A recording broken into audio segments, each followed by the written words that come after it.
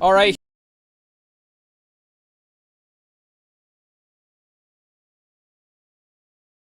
Hey, yo, hot start. Oh, chat. Hey, yo, I guess we have our collapse in the first quarter instead of the fourth in on the REMINGTOM pod. Hey, yo, if you can't tell, we're still recovering from game 4 of the finals. I still don't even want to say, game 4 of the finals. What is basketball, chat? What are sports? Hey, yo. It is what it is. I might have been contemplating retirement myself after game 4. I was like, there's just what's the point of all of this? But I guess, the World Cup in the background, maybe, the underdog mentality with Team USA here. Maybe some kind of inspiring Team USA run can lift our spirits again from a sports standpoint. I don't know, though, chat. I don't know. I guess, I don't know if this is. I've never even thought about this until right now. Again, we've never experienced this type of finals collapse in combination with a World Cup until, right now as well, too. But and make no mistake, tonight is going to be, do we say, I guess if we were non-Spurs fans, we would just, we're still reacting, this historic fallout of what was happening. And I guess that is true, but really it is also, a half a therapy session, half of venting, still half of us, still even rationalizing what happened last night as well, too, and the potential ramifications of that. But again, for at least for the USA's fan bases, like if USA if USA wins the World Cup, then it's like everybody that's the team, like everybody in the USA is happy. I guess that's obviously a blanket statement, but just like the NBA fan base is like the divided up Team USA fan base. So it's like our specific segment of that. I know, again, the World Cup, the scale of the fandom is bigger as well, too. So, it's still the percentage of people rooting for Team USA. It might still be similar to people rooting for San Antonio. I don't know. Maybe not. Maybe more like San Antonio, I guess, it's probably a little bit of a bigger market basketball team than it is its city, though. I don't know if that's reflected in necessarily the value of the team, like if we were doing Forbes list, but maybe if we were doing like conversation sort of value as well too, especially now, chat. Hey, yo, it is what it is. But I mean, we're just being jealous, selfish fans at this point. We don't want any other fans to experience championship happiness at this point. We just want the Spurs to complete some games. Hey, yo, to just hold strong for what they were doing for the first half.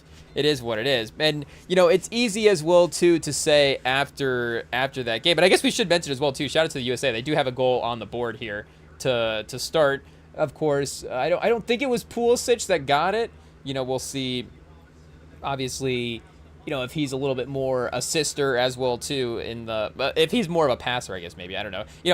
Trying to do soccer analysis over here on the... We'll see where we get by the end of the World Cup, though. I mean, it'll be on in the background, so, I mean, there'll be, I would assume, some osmosis. And that's obviously the fun of sometimes following these other sporting events, is just trying to be a fan of the sports as well, too. I guess, the world stage events would be the ones that we would do this with. I mean, the Olympics is obviously the peak of it because it is a little bit more specialized sports where, it's like, what are we breaking down javelin throwing over here?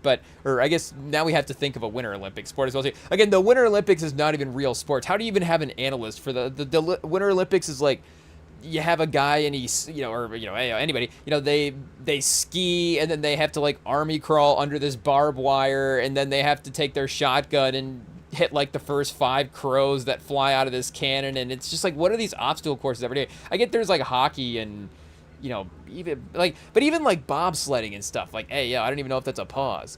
But, even that is still a little out there. It's still a little old-timey for, I don't know if we can say that, but there's just not like a modern, and again, with all due respect to the Winter Olympics, again, you have to remember right now, chat, we're just an upset sports fan still, with as much as the finals are going, really for quite a while. It is what it is, it just, we've changed, chat. Game 4 of the finals changed us. Pause. Well, but, I mean, we'll get to that. We will get to that. That is for sure. But, again, like the summer, it's real sports in the Summer Olympics, even the more basic ones like running and stuff, running, sprinting. I guess again, some of the track, the javelin, the discus. like that, maybe we are starting, we are starting to cook up some stuff there. I'm trying to think of what else we would have, but even, badminton, table tennis, I guess the archery, they do have some of those like skill marksmanship type sports in there as well too. But again, for the most part, it seems like the Summer Olympics, you could say, quote unquote, is real sports. Like there is a degree to some of the sled competitions in the Winter Olympics where it's still a little like people trying to go over, like bobsledding is still a little like people going over the falls in a barrel. Like back in the day, it's like, oh, okay, this is just like, that was the original, not the original going viral. I guess there was probably, going viral even before that, but at least at that time, that was how people went viral. They criticize us, chat. Hey, they're talking about, the kids eating Tide Pods. That was definitely a low moment for the internet, that's for sure. I guess it's just in terms of trends.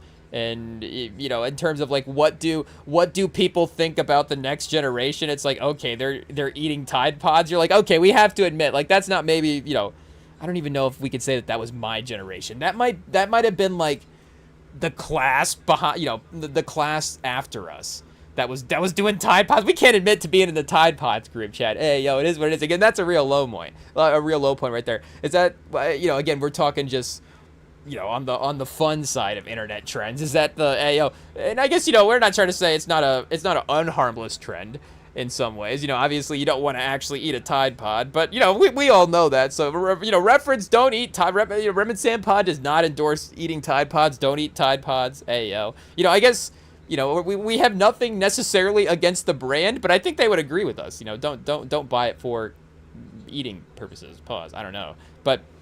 No, maybe they wouldn't, chat. I don't know. The CEO would be like, well, you know what? If you're gonna buy a Tide, you might as well. If you're gonna eat a pod, you might as well be a Tide Pod. But chat, we just got a new slogan for Tide. They're gonna if you're gonna eat detergent, it might as well be Tide. Oh man, chat, imagine they're like, not only is it scented, like strawberry scented, it is flavored as well too. They're like, oh, we didn't mean to put flavored on the package, but it is. It is scented. Our brother used to say that about candles. He'd be like, oh, this flavored candle. I was like, we obviously, you get what he means. Are we going to make fun of him for it? Yes. It is what it is. But what are we saying? For Tide Pods, generational trends? Oh, yeah, people used to go over waterfalls, strapped in a barrel. So it's not like, the next generation's the next generation's always been kind of stupid in some ways, I guess, going for it. But those would be like actual adults. Like, you look on the Wikipedia, it's like some guy in like a full-on mustache and a suit, and he's like standing next to this barrel, and he's like, I'm getting ready to go over the falls. They would just like swim in suits. Back in the day. I mean, they were obviously, they were doing a lot of stuff wrong, chat. Make no mistake. But on the, on the other end of that, going over the falls in a barrel is definitely also probably, not super smart as well too. But again, the quote unquote internet trends, the newspapers back in the day, where the newspapers going viral about guys going over the falls in the barrel. And again, it's still stuff alleged. Like, you still talk about it. Like, they used to do that. But how long will they be talking about the Tide Pods for, chat? Probably quite a while. After civilization dissolves and we're just like, telling folk tales. When we like, I can't believe we ran into another set of survivors. This is so great. Oh, remember when we used to eat Tide Pods back in 2019? Oh, and then we all just start crying. Chat, they're just like, and then maybe we find a Tide Pod. Oh, chat, unbelievable. And it's like the Tide CEO somehow still alive. He's like, I told you. Apocalypse. Oh, chat, they disconnected us. We started talking about the apocalypse, and they disconnected us. So I think maybe, is the World Cup just giving the entire World Wide Web just problems? Is everything going to be lagging at this point? Everybody's going to be watching these games? I don't know. Maybe I don't know. USA Paraguay. I can't say that USA again is like a. I guess I don't know, but I'm just guessing. I can't say they're like a major international draw in terms of the the outside audiences watching this team, because again, I don't know what our star power is from that sense. We have our stars in terms of these are the best guys on these teams. Celebrate them because those are your the favorite players in that sense. Obviously, it's like being a Spurs fan back in the day. It's like, okay, we have DeRozan is our star, but it doesn't mean that he's a star in the league. It doesn't, I guess, shout out to DeRozan, We don't mean to use him as an example. We're using him as an example because not true. He was obviously a star in the league, and he gets shouted out in rap lyrics and stuff. Hey, yo, so that, I mean, who's winning at the end of the day, Chad? Who's winning? DeMar DeRozan. Hey, yo. I mean, I'm trying to think outside of Not Like Us. Is he mentioned in a song? I guess probably other Drake songs as well too. I'm trying to think. Do we have to look at Drake, DeMar DeRozan references, Chad? Hey, yo. It is what it is. Obviously, the Toronto connection, though. It's going to be the easiest one to think of. Or do we have to do an 82-0 lineup real quick? Is this one that we got? Did we do this one on the pod, or is this one that I just queued up after? I might have just done. I think I just did this one after the game 4 loss, just to start. I just had to just start, hey, yo, chat, what do you do to feel better in that situation? Just do a couple 82-0.com lineups. Whoa. Hey, yo. I guess, but this lineup was not necessarily helping us out in that situation. Hey, yo, Trae Young, Dennis Johnson, Bernard King, LaMarcus Aldridge, shout out, and Dave Cowan. So I think it is underrated. That is for sure. So I don't know. We got to queue one up here real quick and see what we have got going on. Charlotte in the 80s, chat. Hey, yo, hot start. Muggsy Bogues, though. Do we just have to take Muggsy Bogues, one of the great NBA actors of all time, when we were talking about Eddie a couple live streams ago? Back when it was fun. Oh, New York. Hey, yo, Chad. I was about to say New York. Back when New York, it was fun that they were in the finals, but USA just scored again. So, 2-0. Hey, yo, Chad. Destruction. Oh, Chad. I guess I did see the odds that Paraguay was like plus 350 going into the game. So, again, USA maybe not the #1 favorite in the tournament, but I guess there was a little bit of an advantage here. So, good to at least see that they are, playing up to maybe the level that they should be. Again, if it's like they're supposed to get out there and be the better team, they are doing that. I'm trying to remember, the last World Cup was successful, I think, right, for Team USA. Obviously, the Messi storylines, if I'm not mistaken, that was there hasn't been a World Cup since then. Ayo, but the Messi stuff was the ultimate stuff. Obviously, with them winning, that was the major storyline there. But USA had a pretty good run. If I'm recalling correctly, it may have tied their best run in franchise history, Ayo, in team history. So, again, I think that it was pretty favorable, and they weren't necessarily expected to do that as well too. But I'm just trying to remember if they played up to some of the competition the way they should have, or if they had to fight back through the bracket in some way. I guess we could go back and look at that. But we got Indiana in the 70s as our second option. Shout out, I guess, Adrian Dantley. We love Adrian Dantley, chat. Pause. Adrian Dantley from the baseline is deadly. So I don't know if our team's going 82-0 with Dantley and Muggsy Bogues, but it is fun. Oh, Chicago in the 60s. Do we have to respin the era to get MJ? Oh, I guess we do still have the guard spot available. I think we have to, chat. Hey, yo. We could obviously, I guess, speaking of DeRozan, we could get DeRozan in the 2010s, or 20, I guess maybe ended 2010s, but 2020s a little bit as well too. No, it'll be all 2020s for Chicago, I'm pretty sure. But we could also get D Rose as well too, chat. Hey, yo. I'm trying to think. I think the first time I did hear the song, when he just, when he first posted it, I was like, that's how sometimes when you're like, am I, this is how I'm not just like the guy that can be instantly reacting to rap lyrics and like breaking down every lyric, because obviously he was referring to DeMar DeRozan. Again, context, DeRozan being from the Toronto basketball team, but also being from LA, the connection with both of the artists there, just in terms of the personal relationships as well too. Like, it's like obviously he's talking about DeMar DeRozan, but when I first heard the song and he's like, what is he, so did deserve D Rose? Oh, chat, ayo. Oh, they're just replaying the goal again. I was like, a 3-0 run for Team USA? I was like, wait a second. Or did they take the goal back? Oh, they might have taken the goal back. Oh, chat, so they did score again. And it might be the same guy again. Oh, chat, again, this just shows you we don't know nothing about rap lyrics or soccer. Hey, yo, unfortunately, we might have to stick to basketball, chat. It is what it is. Hey, yo. Again, we just have to get through this tough time, and, hopefully, I guess, we'll get to the reactions in a bit, or maybe never. Who's to say? But, oh, shout out. I was like, are they just running the highlight back again? Because they reverted the score to 1-0, but the time, they advanced the time on the clock. So, shout out. But the closed captioning and stuff, they're saying that, it's staying in, so pause. Whoa, hey, yo. Whoa. Hey, yo, I guess we're just caught up in the World Cup hype at this point, chat. Hey, you say it out loud, it sounds a little bit different, but what are we saying for the goal because of the fact there may have been a penalty overturning it the last time? Hey, yo, chat. Oh, we didn't even respin the era for the Bulls here as well, too. I don't even know what we were talking about before that. Hey, yo. It is what it is. Oh, we got the 70s, chat. Oh, no. We moved up one whole decade. It is what it is. Really 1 year because it could be 69 or 70. Pause.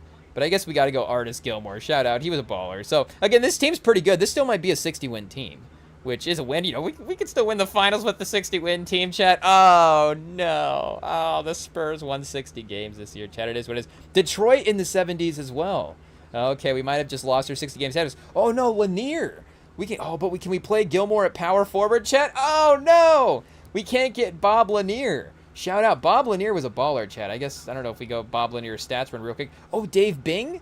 We can take Dave Bing, the mayor himself. Shout out, Dave Bing. Dave Bing, call in and tell us what went wrong in Game 4. Hey, yo. But, what are we saying for... I guess, do we want Dave Bing to call in? I don't know. We have to go look up Dave Bing's mayoral politics. I guess I'm not sure. But I guess, you know, we know he was a mayor, so...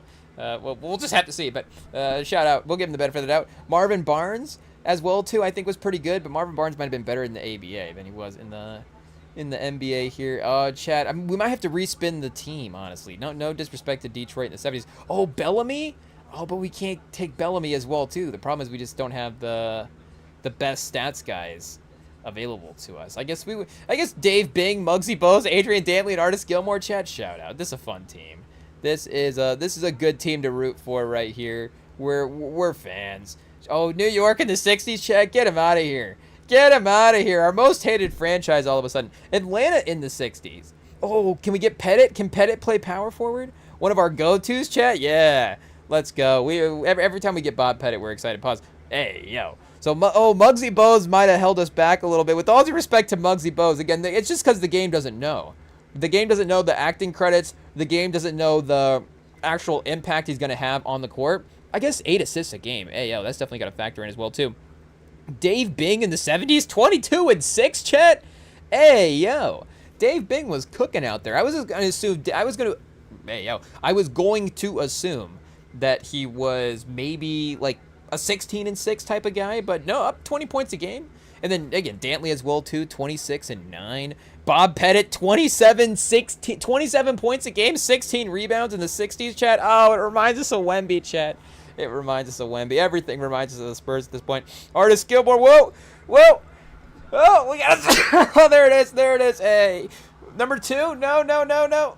Oh, wait, no. Just 1.5, I guess. 1.25, maybe. That one didn't quite get to a half. Hey, yo, pause. But Gilmore...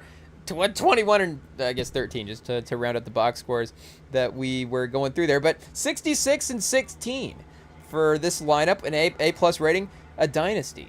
So we're definitely, you know, building a plus lineup here. Hey, yo, I guess, you know, building the best players off each team. We definitely have to. But do we have to do a worst version? I guess we could try to assemble that, chat. Has anybody thought of that? Oh, has anybody thought, can we go 0 and 82? Do we have to try it, chat, real quick? Pause. Let's see if we can go 0 and 82. I guess we're going to have to win one game at some point. Anthony Goldwire. What name do we have to just pick? Oh, Charlie Villanueva? Shout out. Charlie Villanueva was kind of decent, though. Danny Manning in the 2000s from Milwaukee. I'm not exactly certain. Darvin Ham, chat. There we go. We got to play Darvin Ham. Shout out. I'm trying to remember. No, Ty Lue was the one that got cooked by Iverson. Shout out to Ty Lue. I think Darvin Ham might have actually been in a dunk contest, so he might, he might actually be like okay. But is Darvin Ham double-digit points a game? We'll see here when we sub him. Fatty Taylor as our point guard. Oh no, Fat Lever did play for Denver as well too. Chat. Ayo, in the 70s, did he play for them in the 70s? Is there a Lever here that we can see? Is there a Lever? What are we, the guy from Ferris Bueller? Chat. Lever, Fat Lever. Is there a Lever in attendance? But Bo Ellis, Anthony Roberts, Bob Wilkerson, I don't know, Brian Beck was, I don't know, he was balling. Dan Issel and David Thompson are definitely going to, win some games for us alone. Gus Gerard, hey, yo, Kim Hughes, chat, I almost made a joke about, but, we're going to avoid that. We're going to avoid that. That is for sure. I mean, Kim Hughes is going to make us go 82-0. Yeah, that's what we want, 82-0. So Willie Wise? It might have to be Willie Wise, chat. This guy might be a pimp. Oh, no. We can't play him. He's only a small forward. So Willie Wise is going to have to be off the bench. Tom Lagarde? Tom Boswell? Ted McClain? Yeah, Ted McClain sounds like, I guess, an action hero or a politician. So we might have to go Ted McClain as our point guard. So, again, Ted McClain might actually win us a game at this point. Ted McClain, walking on glass just is... Hey, yo, I guess this shows you how little not how little we know about Die Hard, but... Maybe we need to I don't know if that's pause or not, but Die Hard, hey, yo, chat, whoa, that is a pause. I guess I guess we're really going to have to go back and rewatch the movie. Hey, yo, again, sometimes we just don't necessarily go back to the Bruce Willis filmography. I guess, do we just say hot take, chat? Again, we're just upset right now after Game 4, so I guess we can't talk bad about Bruce Willis, hey, shout out to Bruce Willis right now. So, obviously, but, again, it's not to say that Bruce Willis is in bad movies or Bruce Willis is a bad actor. But, hey, yo, again, we're just ripping through hot takes. But, but just, again, how many actors can you watch? Like, what is your rotation? Who are the guys that you're just going to... Sometimes, again, I might gravitate to an actor or certain types of movies where it's like, okay, if we're doing the actor ranking, then yes, I do have to give Bruce Willis some, credit in the rankings as well, too. But... again, there's going to be some actors where maybe I'm just going to gravitate to their movies more. I guess there is a movie playing. Is it playing right now? I guess we got the WNBA on as well too in the background, but it's on Tubi right now called "You Got Served," starring Omarion. Again, would you say Omarion is as good of an actor as Bruce Willis? No, but is the just I like we said before, I like musicians as actors. So I might honestly, and maybe just make it a broad statement. Like I might gravitate toward any music. And who's this? Who is Russell Crowe coaching Paraguay or USA? Chat? Hey, yo, who's the Russell Crowe guy on the sideline right now? We got skinny Russell Crowe coaching the team. But I guess shout out to Russell Crowe as well too. But what are we saying for? Again, I might gravitate toward any. I have Purple Rain. We got Purple Rain in the DVD stack over there. There might be some people that argue Prince is a better actor than Bruce Willis. It might be a mountain to climb.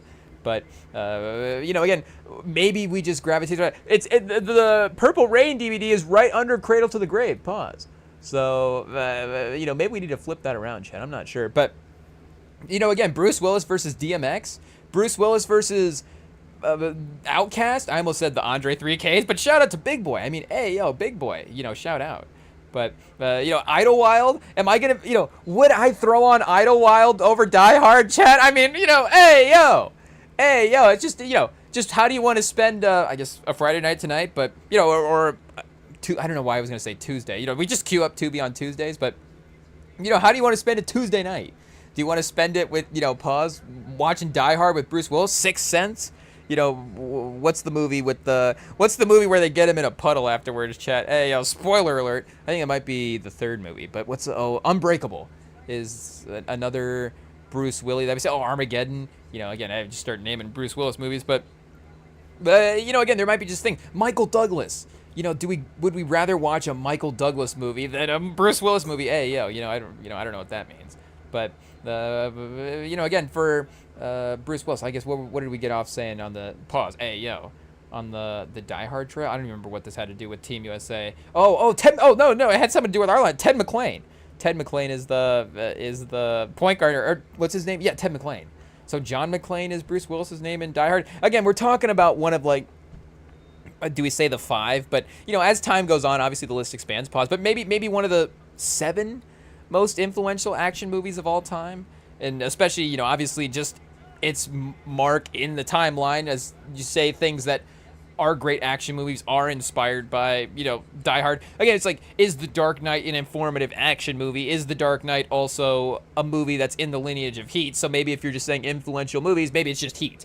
Or, again, do you just include the new era as well, too? But, again, you could say Die Hard's one of the, Mount Rushmore influential action movies. But just, maybe, again, we can't watch every movie ever. Especially when they've got You Got Served on Tubi, chat. Hey, yo. So, shout out. We'll get some of the Bruce Willis movies at some point. But, Ted McClain, I guess, is going to be our point guard for now. It is what it is. Atlanta in the 80s. I guess this is our 0 and 82 lineup. Dudley Bradley, chat. Hey, yo. We have to take a Dudley, maybe. Jack Givens also sounds like a little bit of a movie character there. as well, too. Lorenzo Charles. Oh, Malone in the 80s for Atlanta, chat. Hey, with respect to Moses Malone. Randy Whitman? Is this the Wizards coach, Randy Whitman? Hey, yo, chat. We might have to. We got the coach lineup here, Darvin Ham and then Randy Whitman. Hey, yo, going 0-82, and then the players are like, why would we ever play for this team? OKC in the 20s. Oh, Poku, chat. Hey, yo, shout out to Poku. You know, not there. I don't know if he was there when they won the ring last year. Brooks Barnheiser. I guess we can't play Brooks Barnheiser, but we can play Poku at power forward. So this lineup's really shaping up. I think we might get to 16, 17 wins, honestly, with this team. And then Detroit in the 2000s, chat. If we can play him, you know who we have to get. Hey, yo, where is Darko, chat? Bring me Darko. Hey, yo, let's see here. Pause. Let's see. Oh, Darko Milicic, a center, power forward. Perfect. So we've got Darko Milicic, Poku, Darvin Ham, Randy Whitman, and then Ted McLean. Let's just confirm real quick. I guess he's in the lineup at this point. But Randy, former basketball shooting guard, chat. Hey, yo, shout out. Oh, perfect, chat. Perfect for our 0-82 lineup. 0.7 points a game for Indiana in the 91-92 season. I guess we don't know exactly what he did for Atlanta. Oh, wait a second. Here is the team. But let's see. We got 21-61, chat. Actually, too many wins. I can't believe we got to 20. How are we getting to 20 wins? Nobody on this team. Randy Whitman's the one guy actually scoring. He's scoring 10 a game. Everybody else is under double digits. Ted McLean at 8. Randy Whitman at 10. Darvin Ham at 4. Poku at 8. And then Darko Milicic for the Detroit Pistons in the 2000s, 1.6 points a game. Our lineup is scoring 32 points a game. Hey, yo. I don't know how is our team getting to 21 wins, chat? What is happening? The defense is locked down. They're holding teams to 20 points a game. I mean, it's bad for the NBA. Is that a good NBA game? I mean, obviously it's not, but it would be so fascinating. Just be like, how is the final score of this real-life NBA game 28-34? It's like, is this the all-time greatest performance by Poku and Darvin Ham, or is this terrible? Like, I don't know what happens. The best defensive performance we've ever seen, but... Or I guess they just miss every shot. There was one NBA game that they played on a boat one time. NBA boat game? Hey, yo. Let's see what we get here. They played it on an airliner. The NBA boat game likely refers to the Carrier Classic, played on the deck of U.S. Navy carriers, most notably 2011. Oh, I guess maybe college. Michigan State versus North Carolina faced off outdoors on the USS Carl Vinson, famously sparking a tradition of unique waterborne basketball events. Captain Clay, it just says Klay Thompson, also known for, captaining ships as well, too, chat. Hey, yeah, I don't know if that's, we tread lightly, Klay Thompson, chat. Hey, yo, but our Team Meg over here on the REMINGTOM pod. No, hey, yo, chat. But what are we saying for the Banana Boat crew as well, too? I guess we're just distracting at this point. But yeah, the Carrier Classic. I remember there might be an older game as well, too. Bison Dell? Who is Bison Dell? Hey, yo. Because there is one game where they're like, we tried playing it outdoors, and it turns out if you play a game on a windy boat out at sea, it doesn't go well. So it turns maybe not the best product. But the Carrier Classic, 67-55 in front of 8,000 fans. So I mean, it does look cool as well, for sure. I do like the sort of mini arena type vibe that you get. There is obviously, I guess, in just the outdoor vibe as well, too, is really, I guess, what I'm kind of trying to figure out, like, what about the aesthetic I'm kind of looking at here. But it is just the outdoor vibe. Like, I get it. Like, it is cool. And the idea of capturing the sort of, do you say park aesthetic, if that makes sense? But, again, the way the crowd is sort of a little bit more on top of the game as well, too. And then, just kind of the beauty of the scenery around it as well. Again, this is a little bit different, I guess, being out at sea, than maybe like some city skyline type stuff.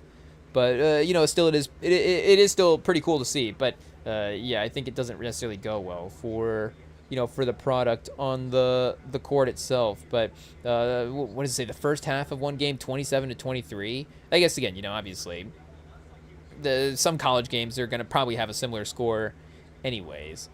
But a couple canceled ones here, I guess, as well, too. Oh, they even played as recently as 2022. on the USS Abraham. A great game, chat. Ayo, Gonzaga versus Michigan State, 1 point. What a classic.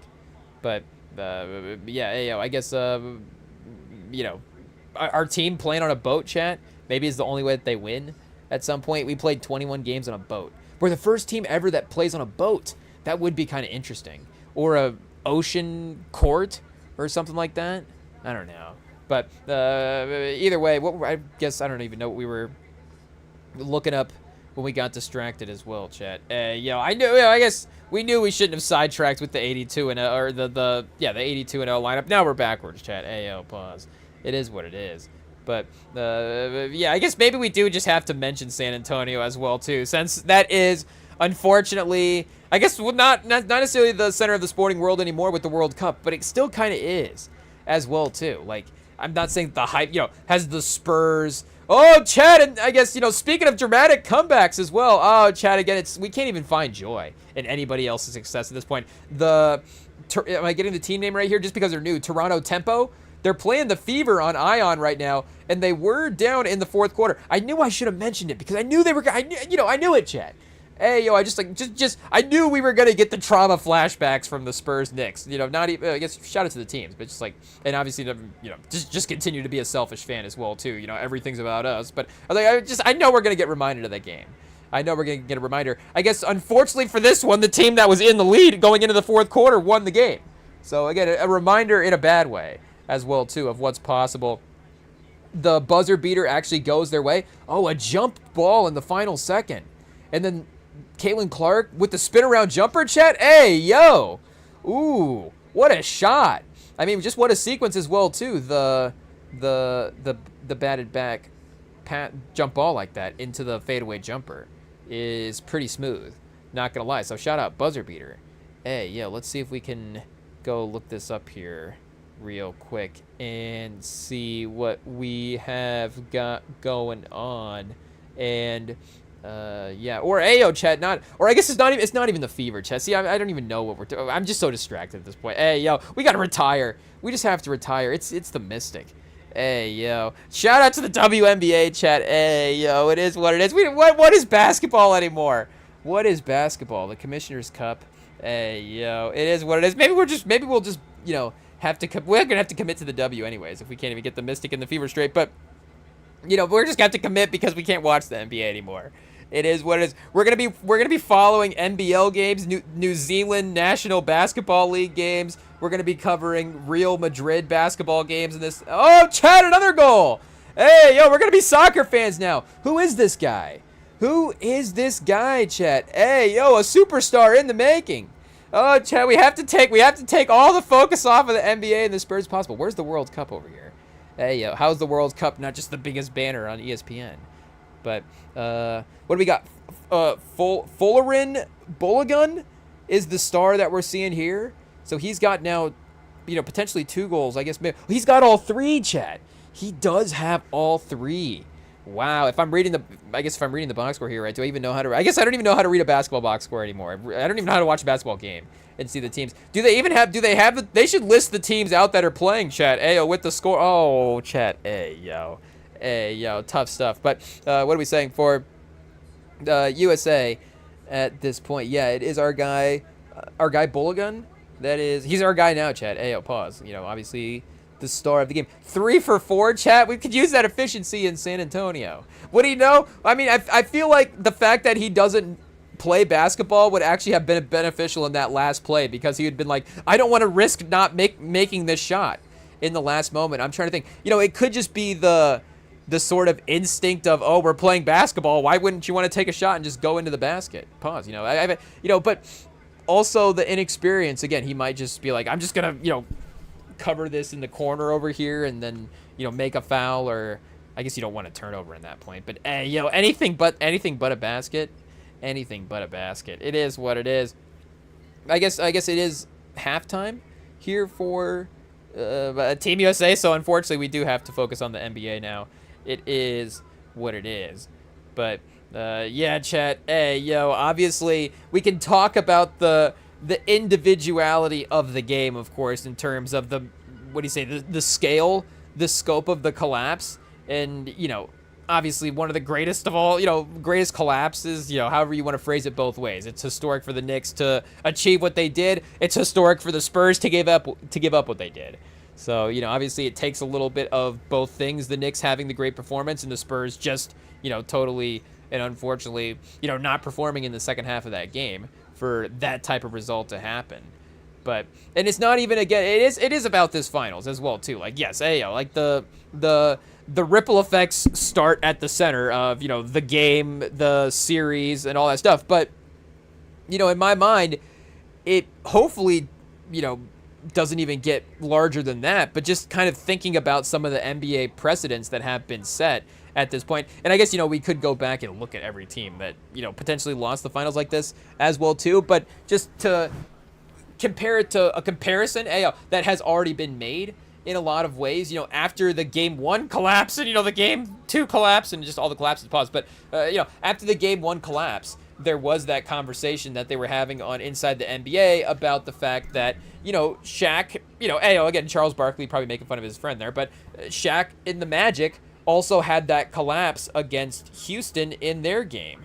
And they had the fourth quarter, traumatic series of events with, again, shout out to, the players of that team. But, unfortunately, there is an iconic association there with one of the players in terms of, his iconic moments, if you could say iconic, but, just his notable moments on the team as well, too.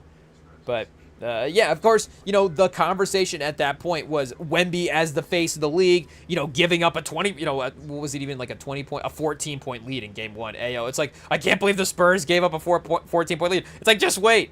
Just wait.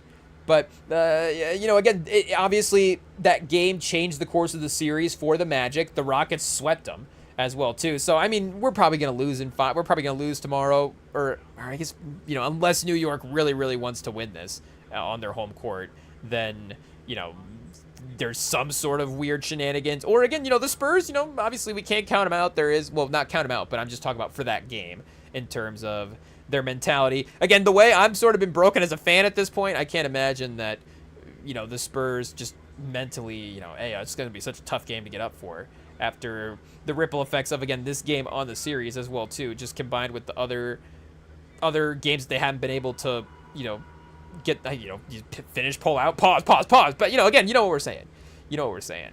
But, again, for the conversation at that point, in Charles was saying, for talking to Shaq, was Shaq, was still able to become one of the greatest players in NBA history, one of the most dominant players we've ever seen, one of the title-winning players. Like, you don't look back at that series, and that does not in really any way, I think, if I could say appropriately, with all due respect, obviously, Hakeem, it elevates him up the all-time status, and it's not to say that, looking back, just because it doesn't diminish Shaq's career doesn't mean it can't build up Hakeem's career. Like, it's both things. It builds up Hakeem's career, but I don't think it necessarily is that kind of detrimental thing that you go back and look at Shaq because, again, of the way he was able to just become so dominant in those Lakers series, and we were able to, I guess, do you say we were able to see the best version of Shaq? Was there like a 99.8, it was like a 0.2% version of Shaq that maybe we could have seen if it's just like the, absolute, totally Mamba mentality. But maybe he doesn't, maybe that version of Shaq locked in that way is not as fun, playing basketball. He's just not in as fun of a mindset. So then his game is not as, productive because his, mental state is not as happy when it's just not out there. Pause. But what are we saying for Shaq? Again, he was still able to achieve that in his career. That is for sure. And that is still very, very much on the table for Wemby. I'm not doubting it. Wemby's going to have, Wemby's already having a great career. He's Defensive Player of the Year conversation every year. We're going to see him elevate into those MVP conversations. Obviously this is going to be an interesting narrative to see how that affects those types of stuff as well too. But you just know from, again, the sort of stats and things that he could, put up as well. Again, the potential, obviously, for him to have a great career, regular season accolades, even postseason stuff. We saw him rip through the Western Conference Finals at 22, his first time ever in the postseason. Like, we can't take these things away from him. And again, he's still already having his fingerprint on the league. In some ways, league history, after 3 years. Again, we're calling him top 75 guy after 3 years. But he is still a comet that's entered the league, has left a mark after a short amount of time already being in a finals run, and you assume that he's going to absolutely continue to do so as his career goes in the NBA. But the minute that the Spurs collapsed, like, my mind immediately went to the fact that Shaq, unfortunately, was not able to achieve that greatness on this Magic team. Hey, yo.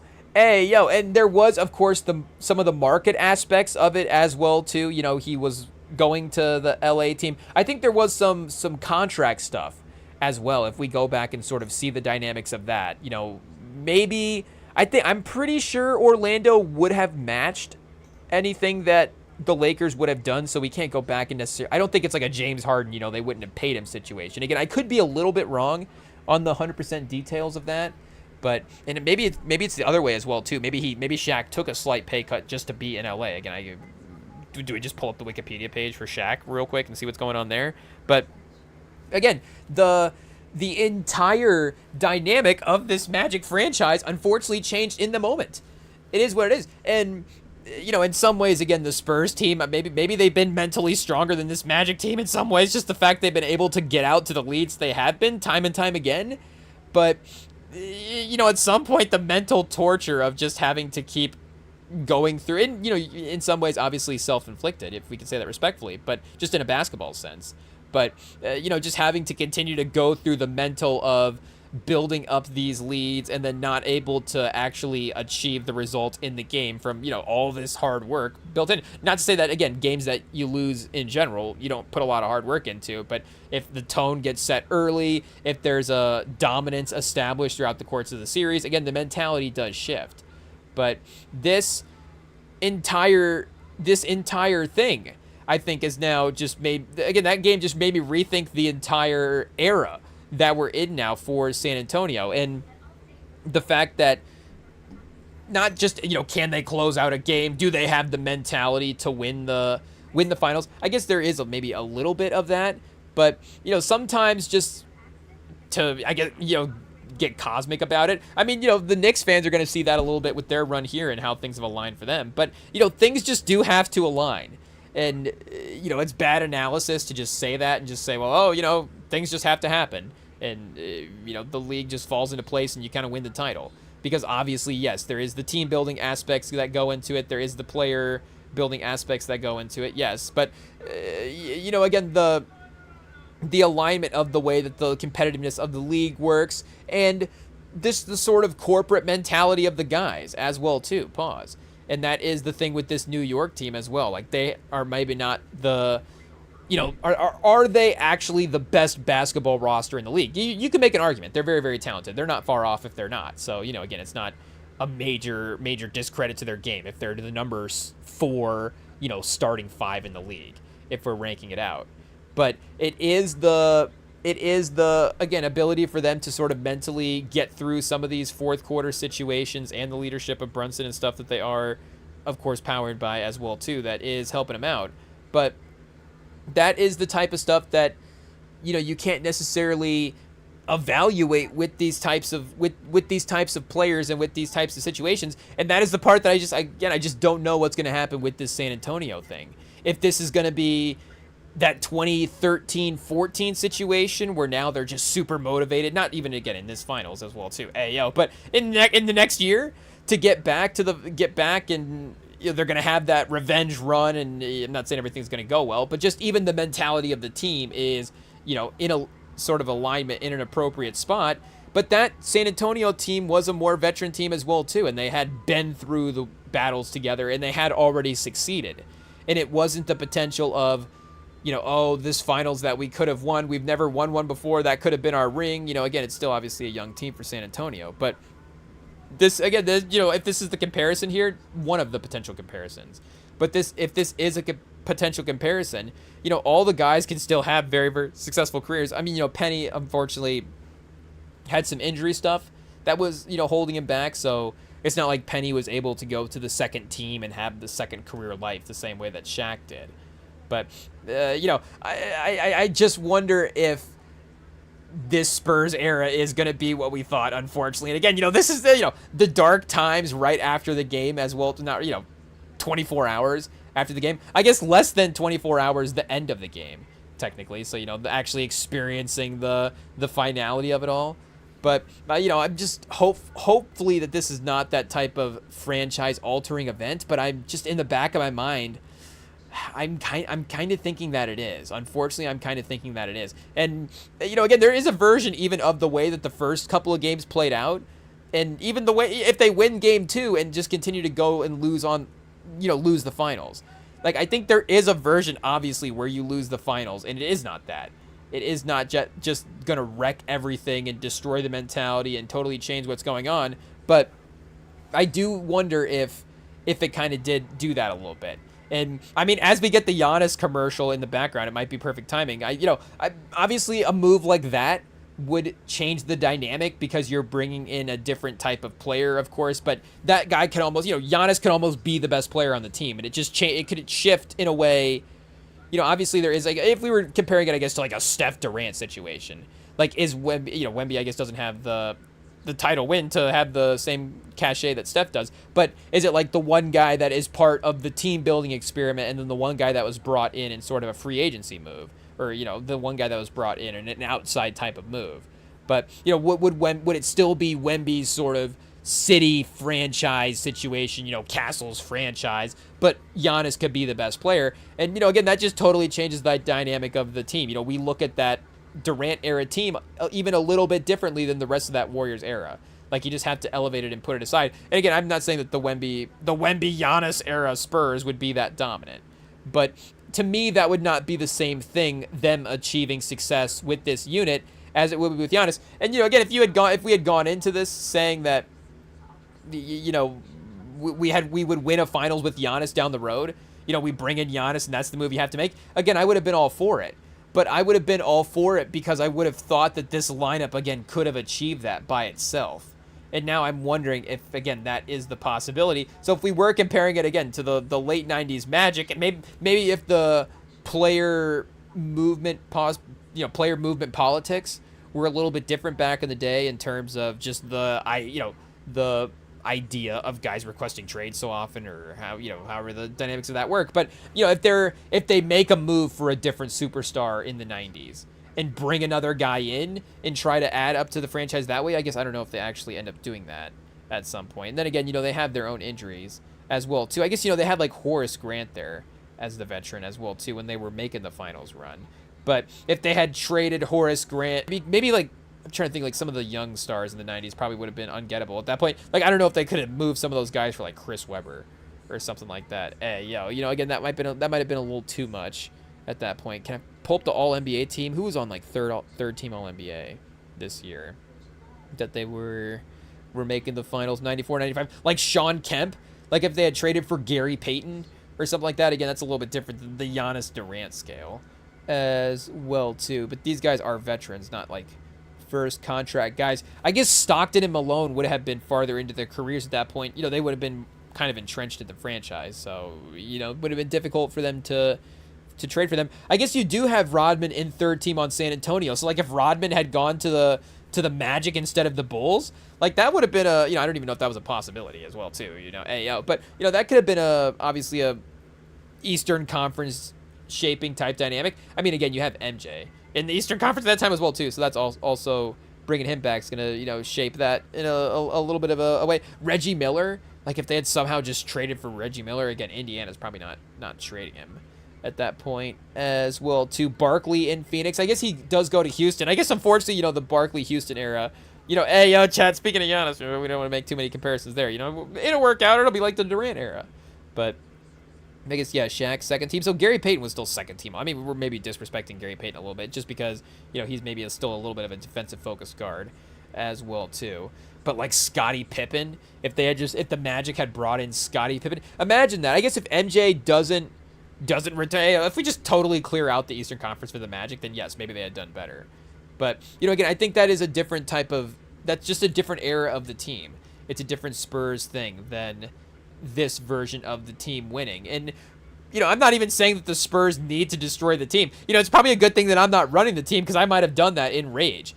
Hey, yo, if the NBA, if I was running the team and the NBA would let you make trades during the playoffs, then Game 5 San Antonio would be it'd be a different lineup, chat. Hey, yo, it'd be like, wait a second, what's Giannis and Devin Booker and Jeff Van Gundy doing out there? Like, I didn't know Jeff Van Gundy was coaching the team. Like, yeah, we made some moves.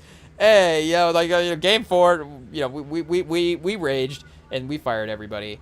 But, obviously they're going to have the offseason to sit and process, and, the last couple of days of the regular season here of the season to process what's going on as well. But again, obviously I'm not saying get dramatic. I'm not saying trade Castle for Devin Booker, get a veteran. Giannis or Wemby, trade him for Jokic. I mean, but hey, that would have been our move. We're just like, okay, now we have Jokic and Booker. I mean, shout out, we like Booker. We'll take Booker on the team. De'Aaron Fox for Booker, it's not going to happen. But again, the Giannis variability would have been the one thing that I would have been excited about, and I will still get excited about it as it happens. Though it seems like the rumors are lining up in a different way as well too. It seems like, I don't know, is Giannis going to Boston? Hey, is it gonna be Giannis and Tatum? Chat, that'd be crazy. Though I don't think it would be Giannis, Tatum, and Brown. And hey, Jaylen Brown's his Twitch streams are working, chat. Hey, pause. I don't know what's going on there, but. Yeah, I mean, and I'm just basing it off of one short that I saw on YouTube with Bill Simmons, who is a Celtics fan, saying that Giannis is rumored to want to go to the Celtics, so maybe we need to reconsider our sources there as well too. Chad, it turns out as the Spurs fan, our sources say that Giannis wants to go to the Spurs. Quote that. Ayo, hoops hype. Rem and Sam Pod says that we heard from a guy who heard from a guy who heard from a guy who heard from a guy. I don't know, Chad. Our Uber driver told us that he was driving around a cousin who said that he was hanging out with the Nassus and I don't know. She was hanging out with the Nassus. However the story goes. But they heard something about they were posting something. I guess also there was the situation of like Tyler Hero's brother was posting a picture of like a deer on one of commenting a picture of a deer on one of Tyler Hero's posts. So it's like, oh, does that mean that Tyler Hero's getting traded to the Bucks? Like, I can't imagine that Tyler Hero's would, with all due respect to Tyler Hero, I can't imagine that Tyler Hero would be the centerpiece of a Giannis trade. Hey, yo. I mean, speaking of Giannis, speaking of the Bucks, I mean, the Blazers, I guess we're kind of making some alternate connections here, but, the Blazers couldn't even get, or I guess the Heat couldn't even get Dame Lillard for Tyler Hero. So they're going to get Giannis for Tyler Hero? Hey, yo, I guess it would have to be Bam, Chad. It would literally would it have to be Bam? 83 points? Bam might be untradeable. But it would have to be all of the new draft picks that they have. Kasparonis, Jovic, and then Jaquez as well, too. And maybe also Hero at that point, and also the picks. But Miami would have to give them everything but Bam. Pause if they weren't. Everything but Bam, Chad? Hey, yo. I don't even know what that means. But they would have to give him everything but that, except to get Giannis at this point, just with the sort of, I think, individual strength of each asset that they have.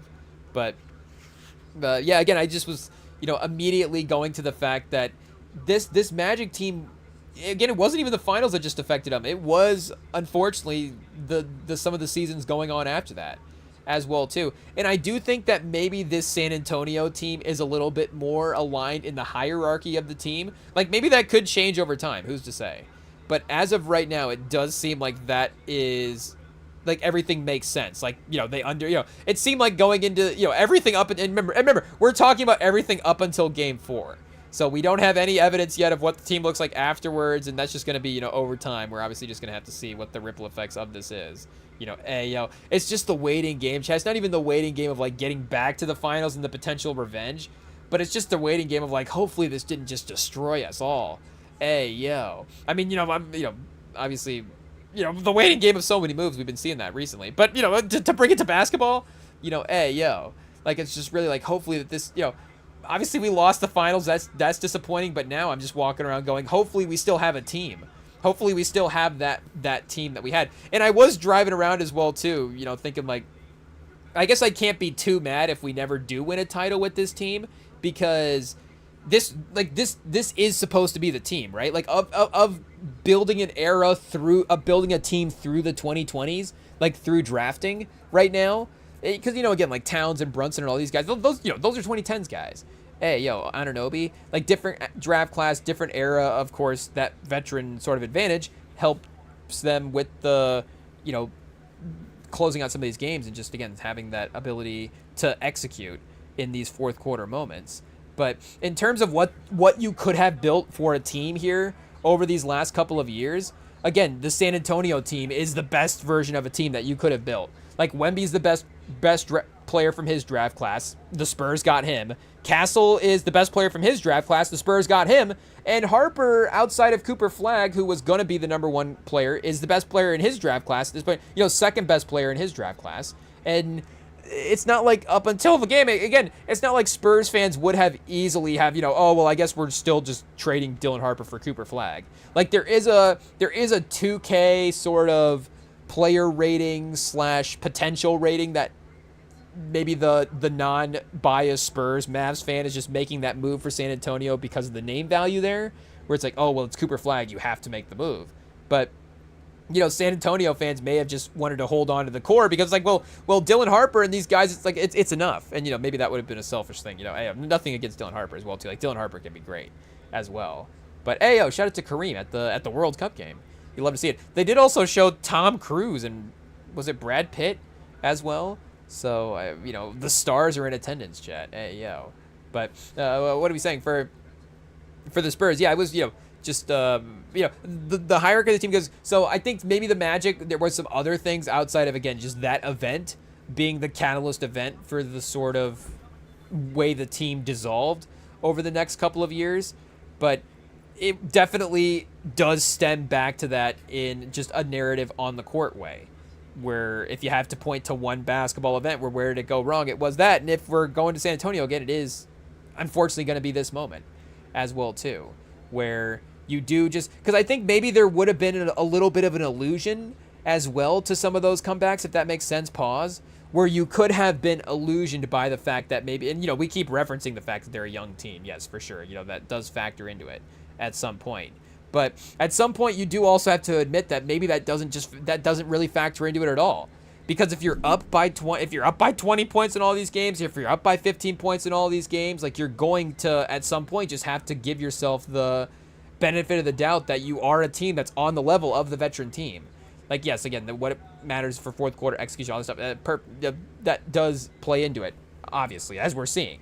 But in terms of the basketball talent, like we mentioned time and time again, like, they have proven that they are as talented, if not a better basketball team than this New York team. And if you could have maybe been disillusioned by the fact that, well, this is just not our year and they are the better veteran team, then it's easier, of course, to mentally get back in that revenge mode and be like, well, then next year is going to be our year. Like, we can really claim our, we've been through the trial now. We have the experience. We know what it takes. Like, if we can just get back, and then you can kind of talk yourself into that. And obviously, a very, very strong mental team is going to be able to get back there. And, I'm trying to think, if it was our friend group, and we had just lost, we would never lose a 30-point game for one if we were up by 30, that's for sure. But if it was me and Billy Buckets and the champ, and we had just lost game 4 of the finals and we were up by 30, we could still rally back and have a good season the next year, and we could still get back in the finals.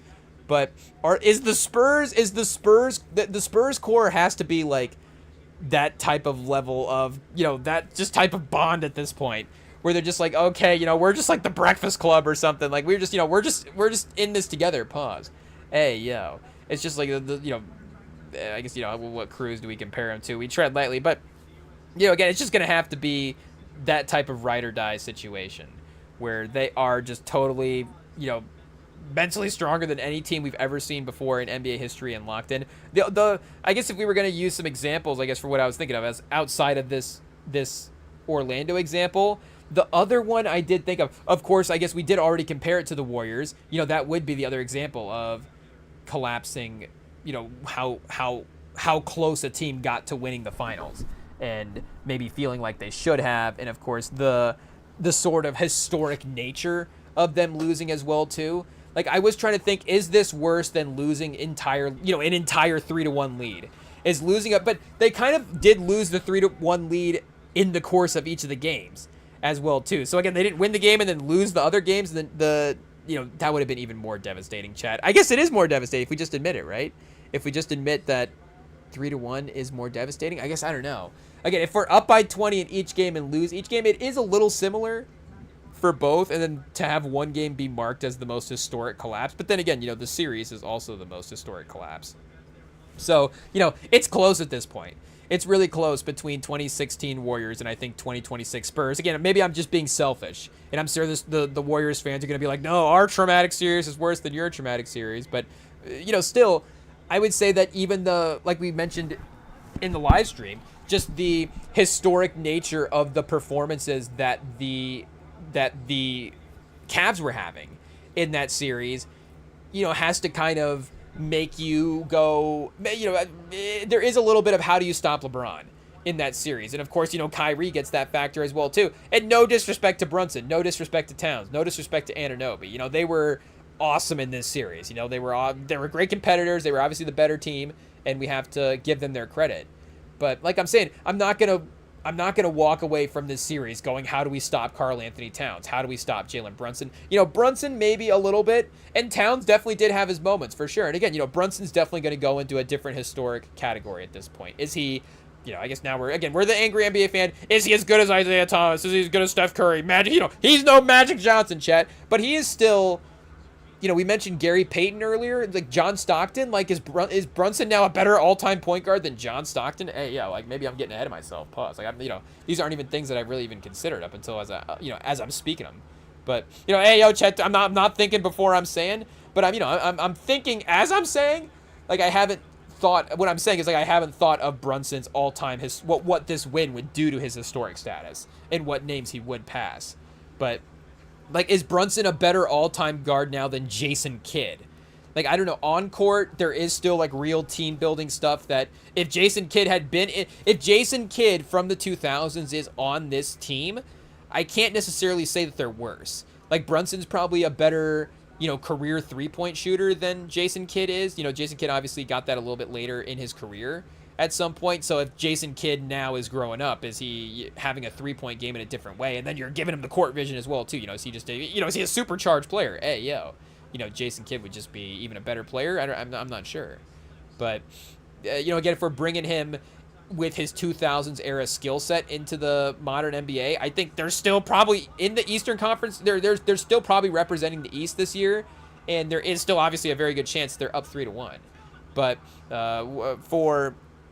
again, the nightmare scenario for San Antonio, it's just not going to quite be the same sort of, there's no way, there's no way we could stop Michael Myers. He's just too overpowering. Or I guess like Thanos, like kind of how like the Avengers at the end of Infinity War, like, are all in therapy where they're just like, we couldn't stop this guy. This guy's too powerful. He's too overdone.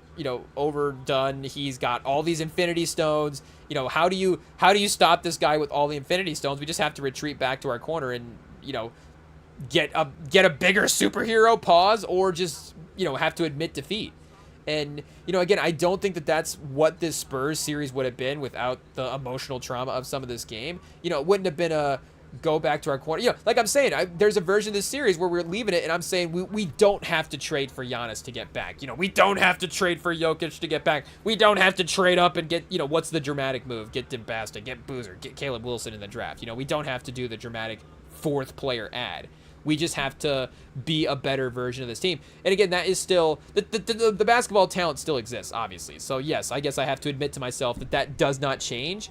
But the mental capacity, I guess, for this team to actually get there with themselves, I think, is something absolutely no idea what the mental ripple effects of this are going to be, in the upcoming years.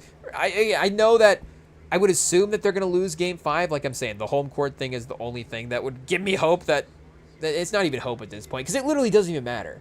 It doesn't even matter. And the funny thing is, like, again, if the Spurs have a 31-point, margin that they make up in the next game, and they now it's like, oh, the Spurs have the record for the largest comeback in NBA history in the finals game. It's not even gonna matter because the New York's still up 3-2. Like, it would be like, oh, here comes San Antonio. But they've just proven that they also can't win that many games in a row against this New York team. Like, maybe, I don't know what was going on beforehand in the playoffs. Like, yes, them just being more mentally locked in was obviously there. And the thing is, we were closing out end of game scenarios. Wemby was a part of that as well, too. Wemby's shot making for sure. And again, just like Fox making a simple execution mistake as much as, not going for that shot attempt there. Like as much as it's like that simple of a thing, it's like, yes, that is exactly why they lost. If he doesn't, I guess you could miss both free throws and they go down and then the same thing happens again. Like there is still like a path B, a path C as well too. Like again, that's not, it's, I guess speaking of Avengers, it's not the one scenario where they lose the game is where De'Aaron Fox doesn't, takes the shot there. Like there is probably another one where he doesn't, but there are a lot more where he just holds that and goes for the foul and they win the game, I think, than him taking a contested layup there. And I was also seeing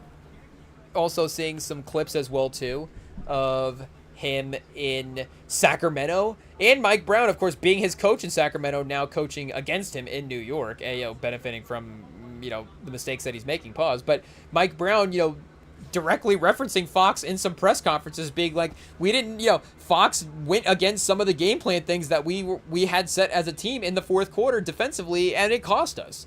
And there was a play specifically where they were up by 3 with a couple seconds left, and or they were up by 4 maybe with a couple seconds left. I guess no, we don't even know the scenario, so can we criticize De'Aaron Fox? But we're not playing, so I guess we can. But those are the rules of the game, chat.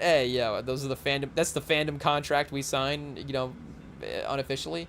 But what are we saying for Fox in the moment? He fouled a guy in the end of game 3-pointer scenario when he's like, there's just no reason for him to be closing out. Even if he makes the 3-pointer, like the fact that he doesn't have that extra shot there is still going to be enough for them to, potentially win the game. And he gives them the free throw, they get back in it. So, that is honestly something I was thinking about for trading for guys as well too. And the problem is De'Aaron Fox won Clutch Player of the Year, so you have to be like, oh, I guess he can, win some of these end of game scenarios. And I guess the lesson is, if you're gonna trade for somebody, like really do your research. The question is, you can never do too much research on acquiring NBA talent, I guess. Turns out, hot take. Turns out, doing your job is good.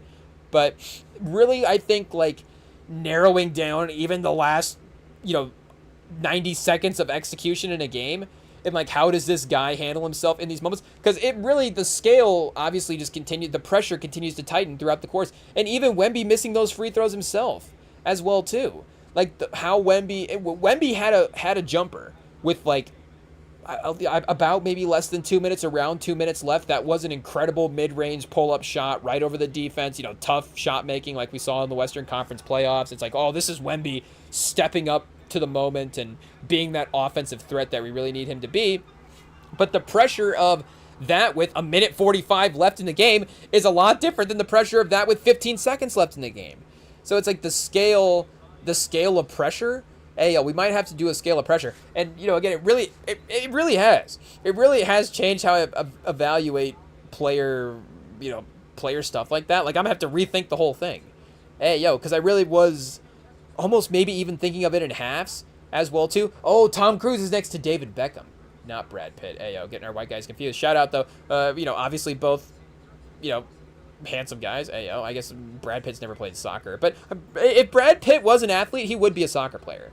That is for sure. I don't know if we tread lightly. Maybe like a lacrosse player. But he'd be a soccer player for sure. Brad Pitt, a couple shirtless celebrations. I think we could definitely check. Can we picture it? Pause. But I guess, we got to picture anything except for the Spurs, collapsing in the finals at this point. But including a shirtless soccer Brad Pitt, I guess. Pause. But what are we saying about the Wemby execution stuff there? Yeah, the player evaluation. Like it really is going to have to be like an extra specific sort of the rings of evaluation of it all, where it's how does this guy play, maybe even in the last like 10 seconds. How does he execute in the last 10 seconds? How does he execute in, 10 to 90, 90 to 3 minutes, maybe we have to, maybe 5 minutes doesn't exist anymore for clutch time. Again, we've broken it up differently. And then it's like 3 to 7, 7 to the fourth, the third, the last half of the third quarter, the first half of the third quarter, and then maybe like the first half or something like that. I don't know. But I do think that as the game and as the pressure sort of collapses and funnels, again, it does get exponentially bigger, than than just sort of the linear progression of pressure. Chad, again, I don't even know if this makes sense, but we're just trying to still rationalize and justify what all happened in that last game, and still, really come to grips with it. Pause.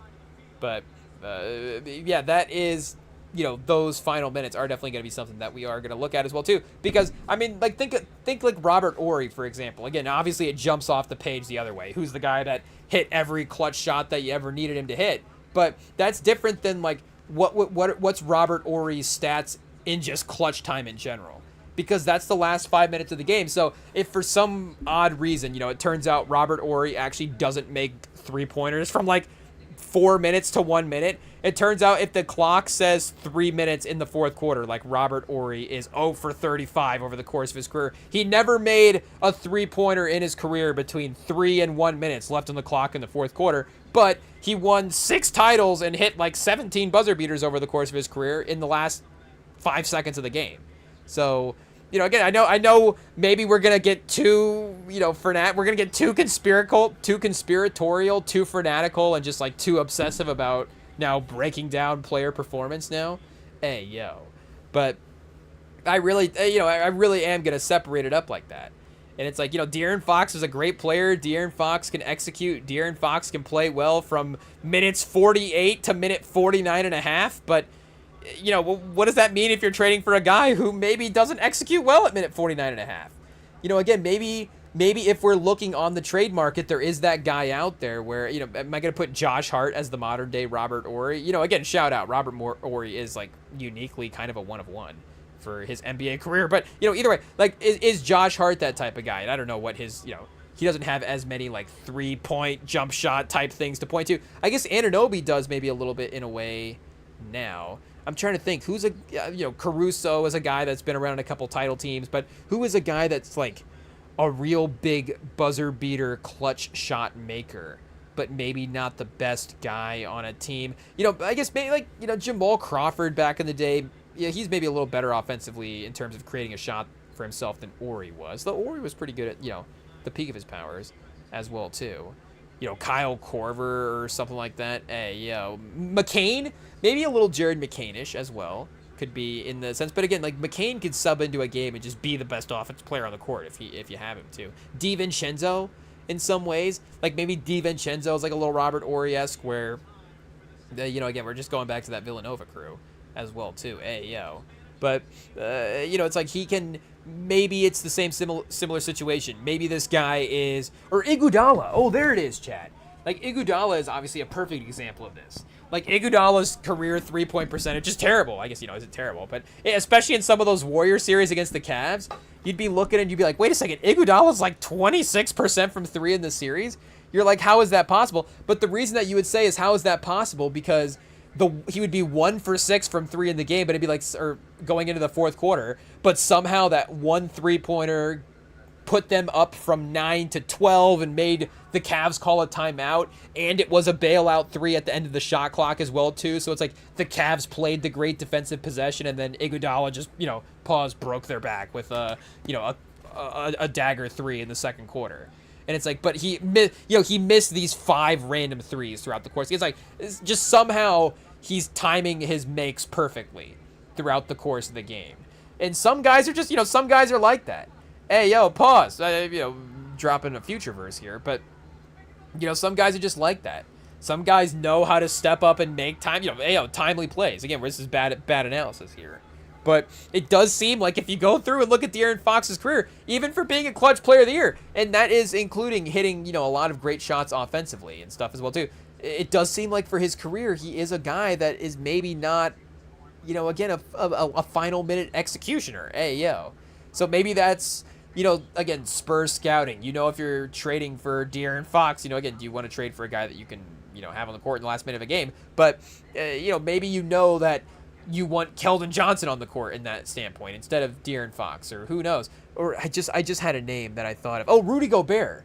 Like, Gobert is another example of this. Like, of course, it's a free throw situation thing. He doesn't have a certain, I guess to bring back Shaq, this would have been a criticism of Shaq, could you have Shaq on the court in the last minute of game? It's like, maybe, yes, you can. Maybe you have to do some sneaky substitution stuff there in the last minute.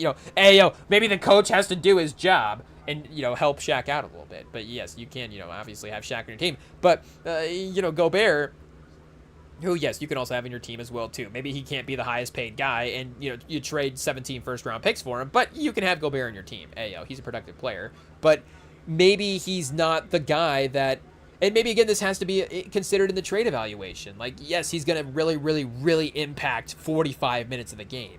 But the last 5 minutes of the game is just going to be a little bit different in terms of how you're able to manage his minutes with the skill set that he does have. And again, it's not like De'Aaron Fox can't shoot free throws, or his 3-point, I guess you could say some ways his 3-point, percentage is obviously a little bit lower, but it's not like, oh, that's directly him missing 3-pointers is why they're losing these games. He just doesn't seem to, remember what the right basketball play is at the end of the games, unfortunately.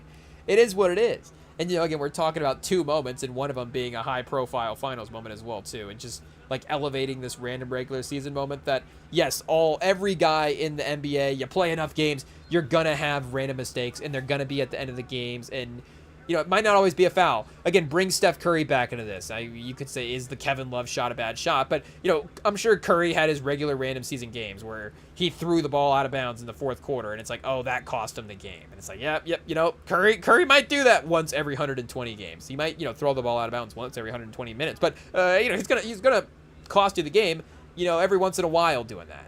But also, he's gonna win you 90 of those 120 games in between that, so that's the cost of doing business. But again, that's the evaluation of it all.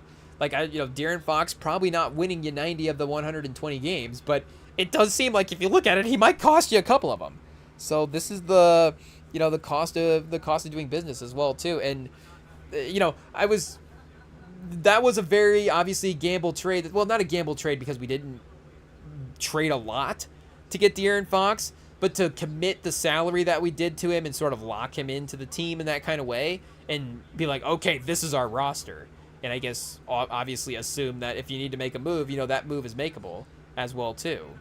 But it is a gamble because, again, he was already sort of not that consensus all-NBA guy. We brought up Booker. Like, Booker has literally led a team to the finals himself. Like, it may not be something that the casual NBA fan always thinks of right away. When you're saying, oh, you're trading for Devin Booker, does Devin Booker mean that they're going to win the title? It'd be like, oh, it's a pretty good bet. Like, Devin Booker, again, was almost there himself. But for Fox, again, he was still a little unproven in that way as well, too. And, we're seeing why. No. But, again, has to be just this absolute microscopic evaluation of every single aspect of the guy's on-court performance and what he is capable of, and again, how you're gonna work that into the team. If you're trading for De'Aaron Fox at the cost that we can use, like, okay, this is like we're not even giving up really a 1st-round pick. It's like we're turning our backup point guard and a couple other contracts into a better point guard. With all due respect to Trey Jones. Oh, did Paraguay just get a goal, chat? Oh, minute 72. Hopefully that's just the mental, let up there for San Antonio. Oh, chat. Ayo. For USA, we're already scarred. We're seeing a team start making a comeback here. Pause. Like, hopefully the USA doesn't drop this game here. But not the game without giving up a goal again. But I just don't know. I don't know anything about soccer.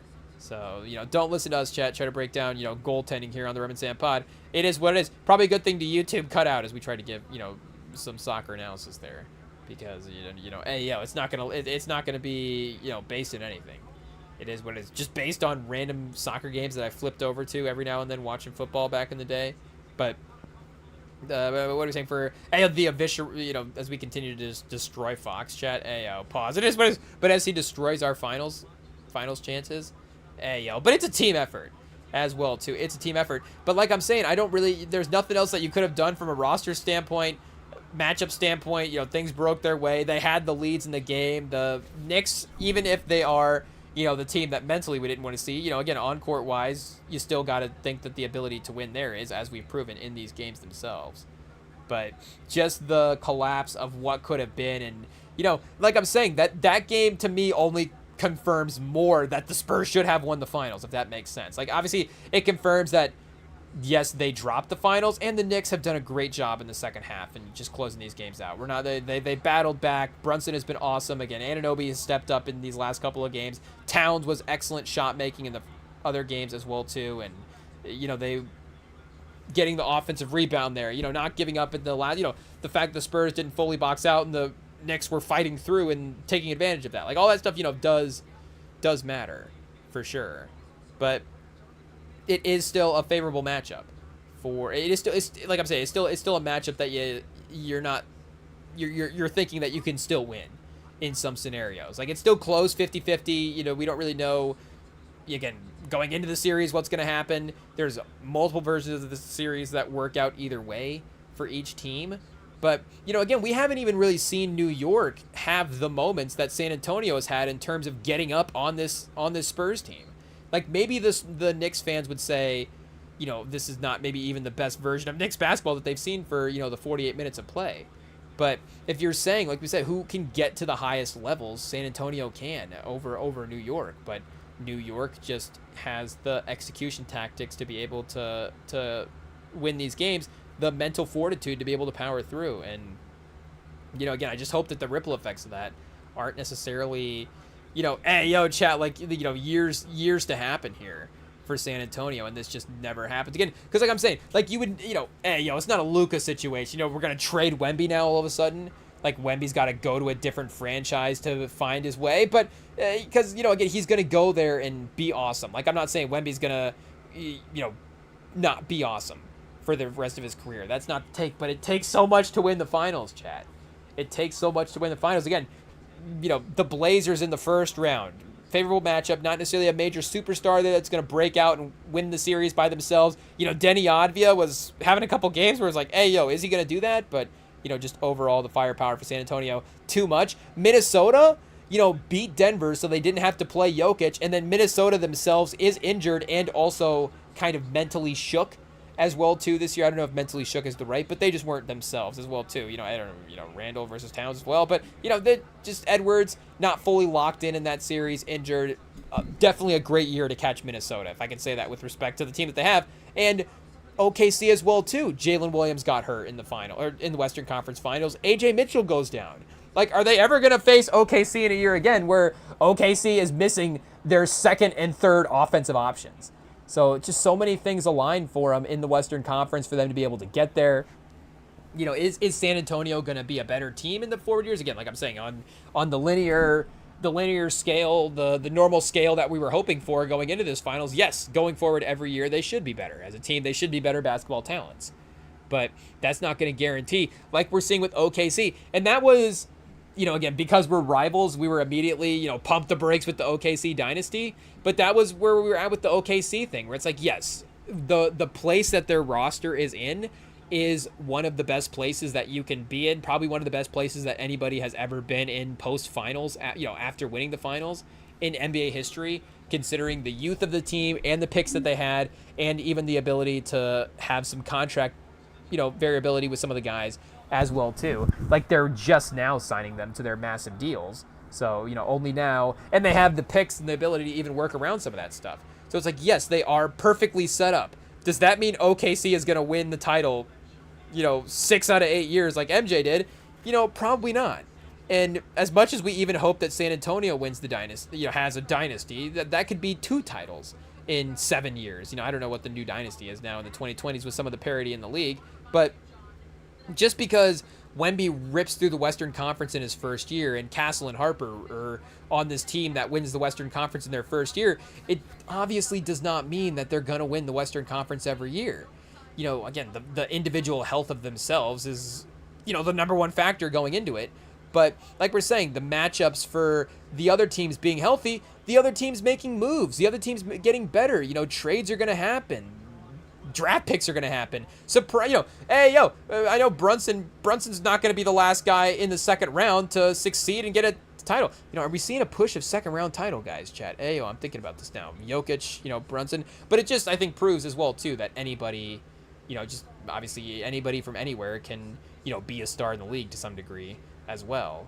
But, there's going to be another second round pick that ascends. there's going to be a Giannis 13th pick that we don't know is going to quite, explode, into this superstar sort of player and all of a sudden be affecting titles. Like, we don't, again, obviously you draft, and the Spurs have gotten very fortunate that they've been at the top of the drafts, and that the guys that they've taken at the top of the drafts have, been worthy of those spots as well too. It's been awesome that, yes, Castle wasn't the first pick, but he was very worthy of being the top of the draft. It's not like Castle slid to the 11th pick. It's not like Harper was the 29th pick in the draft. The Spurs picked up and, saw him overseas, and he's this great scouting project, and all of a sudden, oh, here's this, San Antonio front office again. It's like Harper was, easily the second best player in the draft, and Castle was arguably the best player in his draft when he was there. So it's fortunate that those guys were able to be that. But, teams are going to have those breaks. And maybe San Antonio has a break. Maybe Carter Bryant is a third-team All-NBA guy going forward, and like a 16-point-a-game guy, and like a new element that you can add in. Maybe they draft somebody. Maybe there's a trade that they make for a player that's a little undervalued at this point. That would have been Fox. But maybe there's a move they make. They spin him for somebody undervalued, and he elevates his game. And I was thinking, like, Embiid would be the most dramatic example of this. Say the Spurs panic and they trade Fox for Embiid, and they're just like, we'd rather have our $50 million a year player injured and not playing than missing layups in the game. Is essentially would be the thought process there. But it'd be like, oh, and now Embiid's back with Wemby, and as the fourth, he's already kind of the fourth guy on his team. But it'd be like, as him in this role is going to elevate him above the team. Again, there could be that break for San Antonio. I don't know, but. That's the problem, Chad. I just don't know. And I guess that's the beauty of sports in some ways. And that was the beauty of the San Antonio team beforehand, Chad. Hey, yo. It is what it is. It was like the world of possibilities. We don't know what's going to happen to this team. We could win the title. We could do anything. But now it's like I don't know what's going to happen to this team. Are we ever going to win the title? Is it ever going to happen? And I'm sure the NBA fans, like, all the Wizards are like, oh, you want to talk about, being bummed out about being a fan of a team? Like, be a Wizards fan, be a Brooklyn Nets fan. Like, the Jazz the last couple of years. Like, you have no room to, talk. Like, you have Wemby, you have these things. Pause. But I don't know. Like, in some ways, I can't, are the Wizards fans even tortured at this point? Like, they don't even care. The Wizards fans have been all, they've been so, I guess, maybe that's, start going into the psychology of fandom abuse at this point, sports fandom abuse.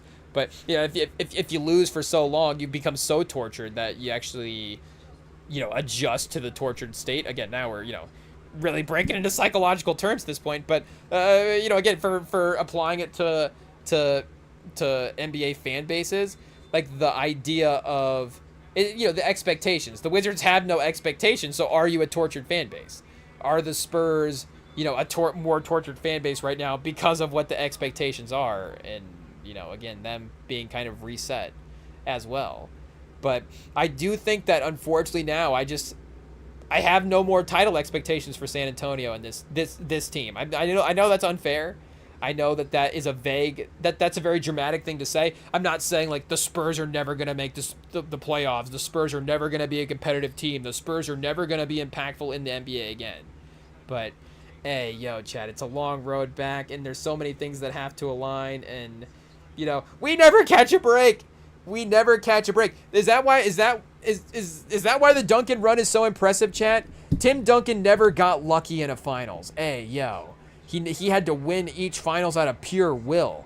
He never had the other team, collapsing 3-1 as well. But the other finals that I will compare it to, speaking of LeBron, I was thinking of the 2011 finals as well too, as a sort of franchise melting down sort of scenario.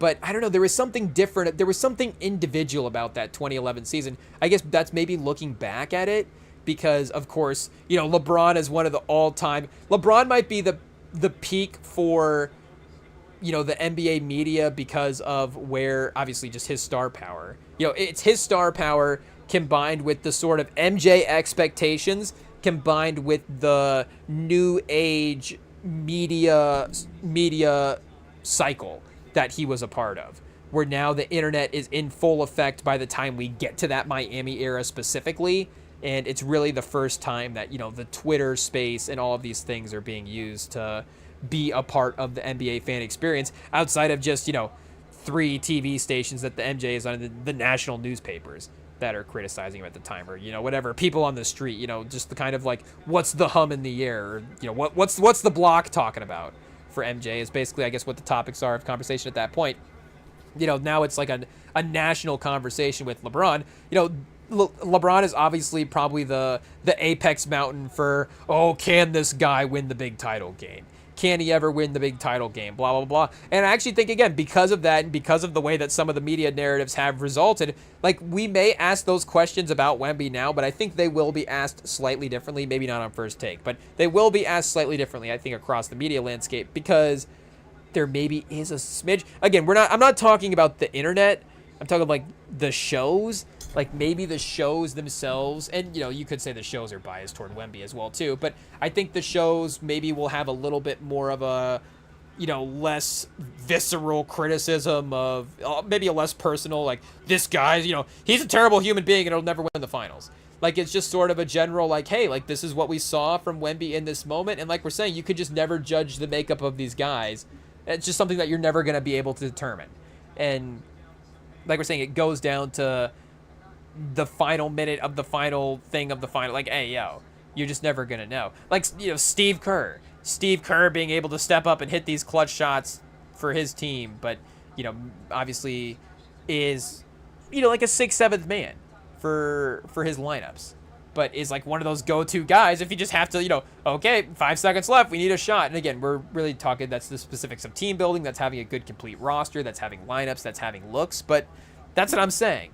Hey, and maybe there's some coaching stuff there. Mitch Johnson's continuing to learn as a coach as well too, but I just hope that it's not a franchise devastating thing, and again, and even that Miami team being a little bit more veteran, I don't know. There was something about the revenge factor for them as well too. So that's maybe again, it is up to Wemby. What team does he want to be? Does he want to be the Magic team that kind of didn't necessarily get back to that level, or is there that Spurs, Heat, both of them kind of having the revenge for the mistakes that they made in the finals and getting back to that era? And the Warriors as well too. Is it the team within themselves? Is it the team building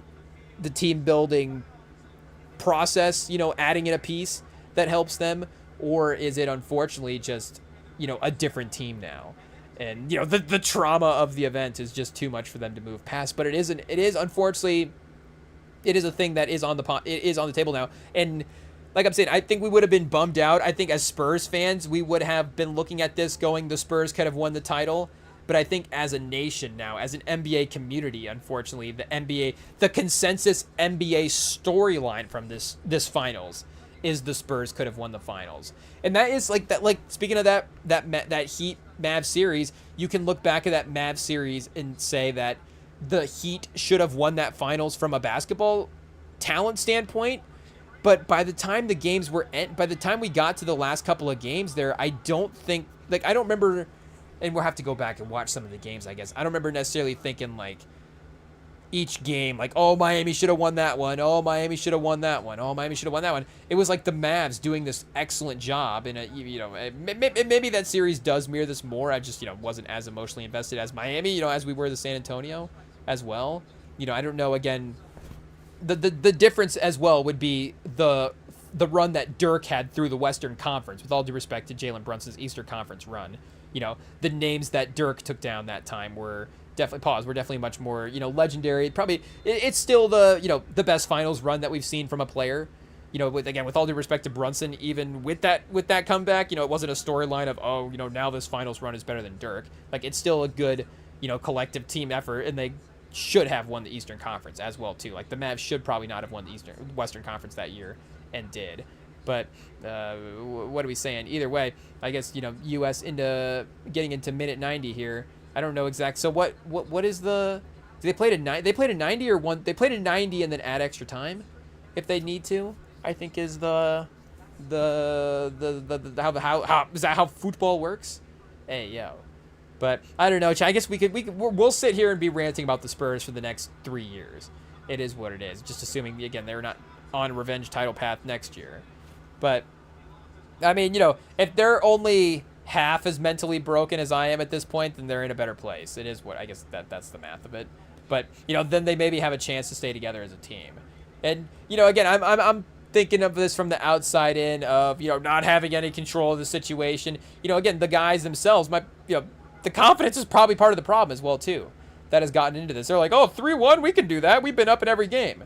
It's like you don't have the consistency at the end of these games to win it. But, hey, either way, Chad, I guess when we come back to break, we have to talk about something else. Or not. I don't know. We are NBA journalists. That's the problem. Oh, man. That is the problem. Hey, we'll be back, Chad. Quick break. Shout out to Team USA. Right after this. We get a little +7 in the bonus. So, hopefully Paraguay doesn't just really storm back here. It is what it is. But I guess we'll be right back right after this.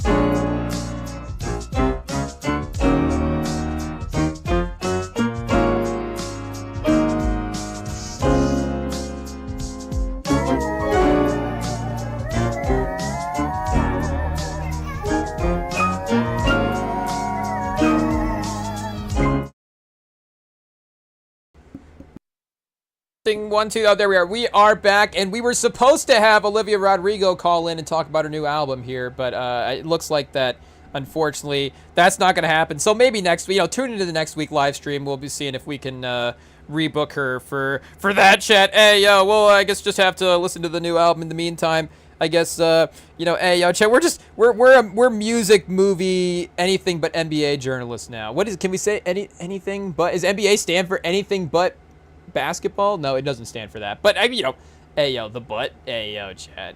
Hey yo. I did hear that Disclosure Day was kind of decent though, so we might have to go see that over the weekend and react to that. I guess that we can actually potentially have happen over the weekend here and see what is going on.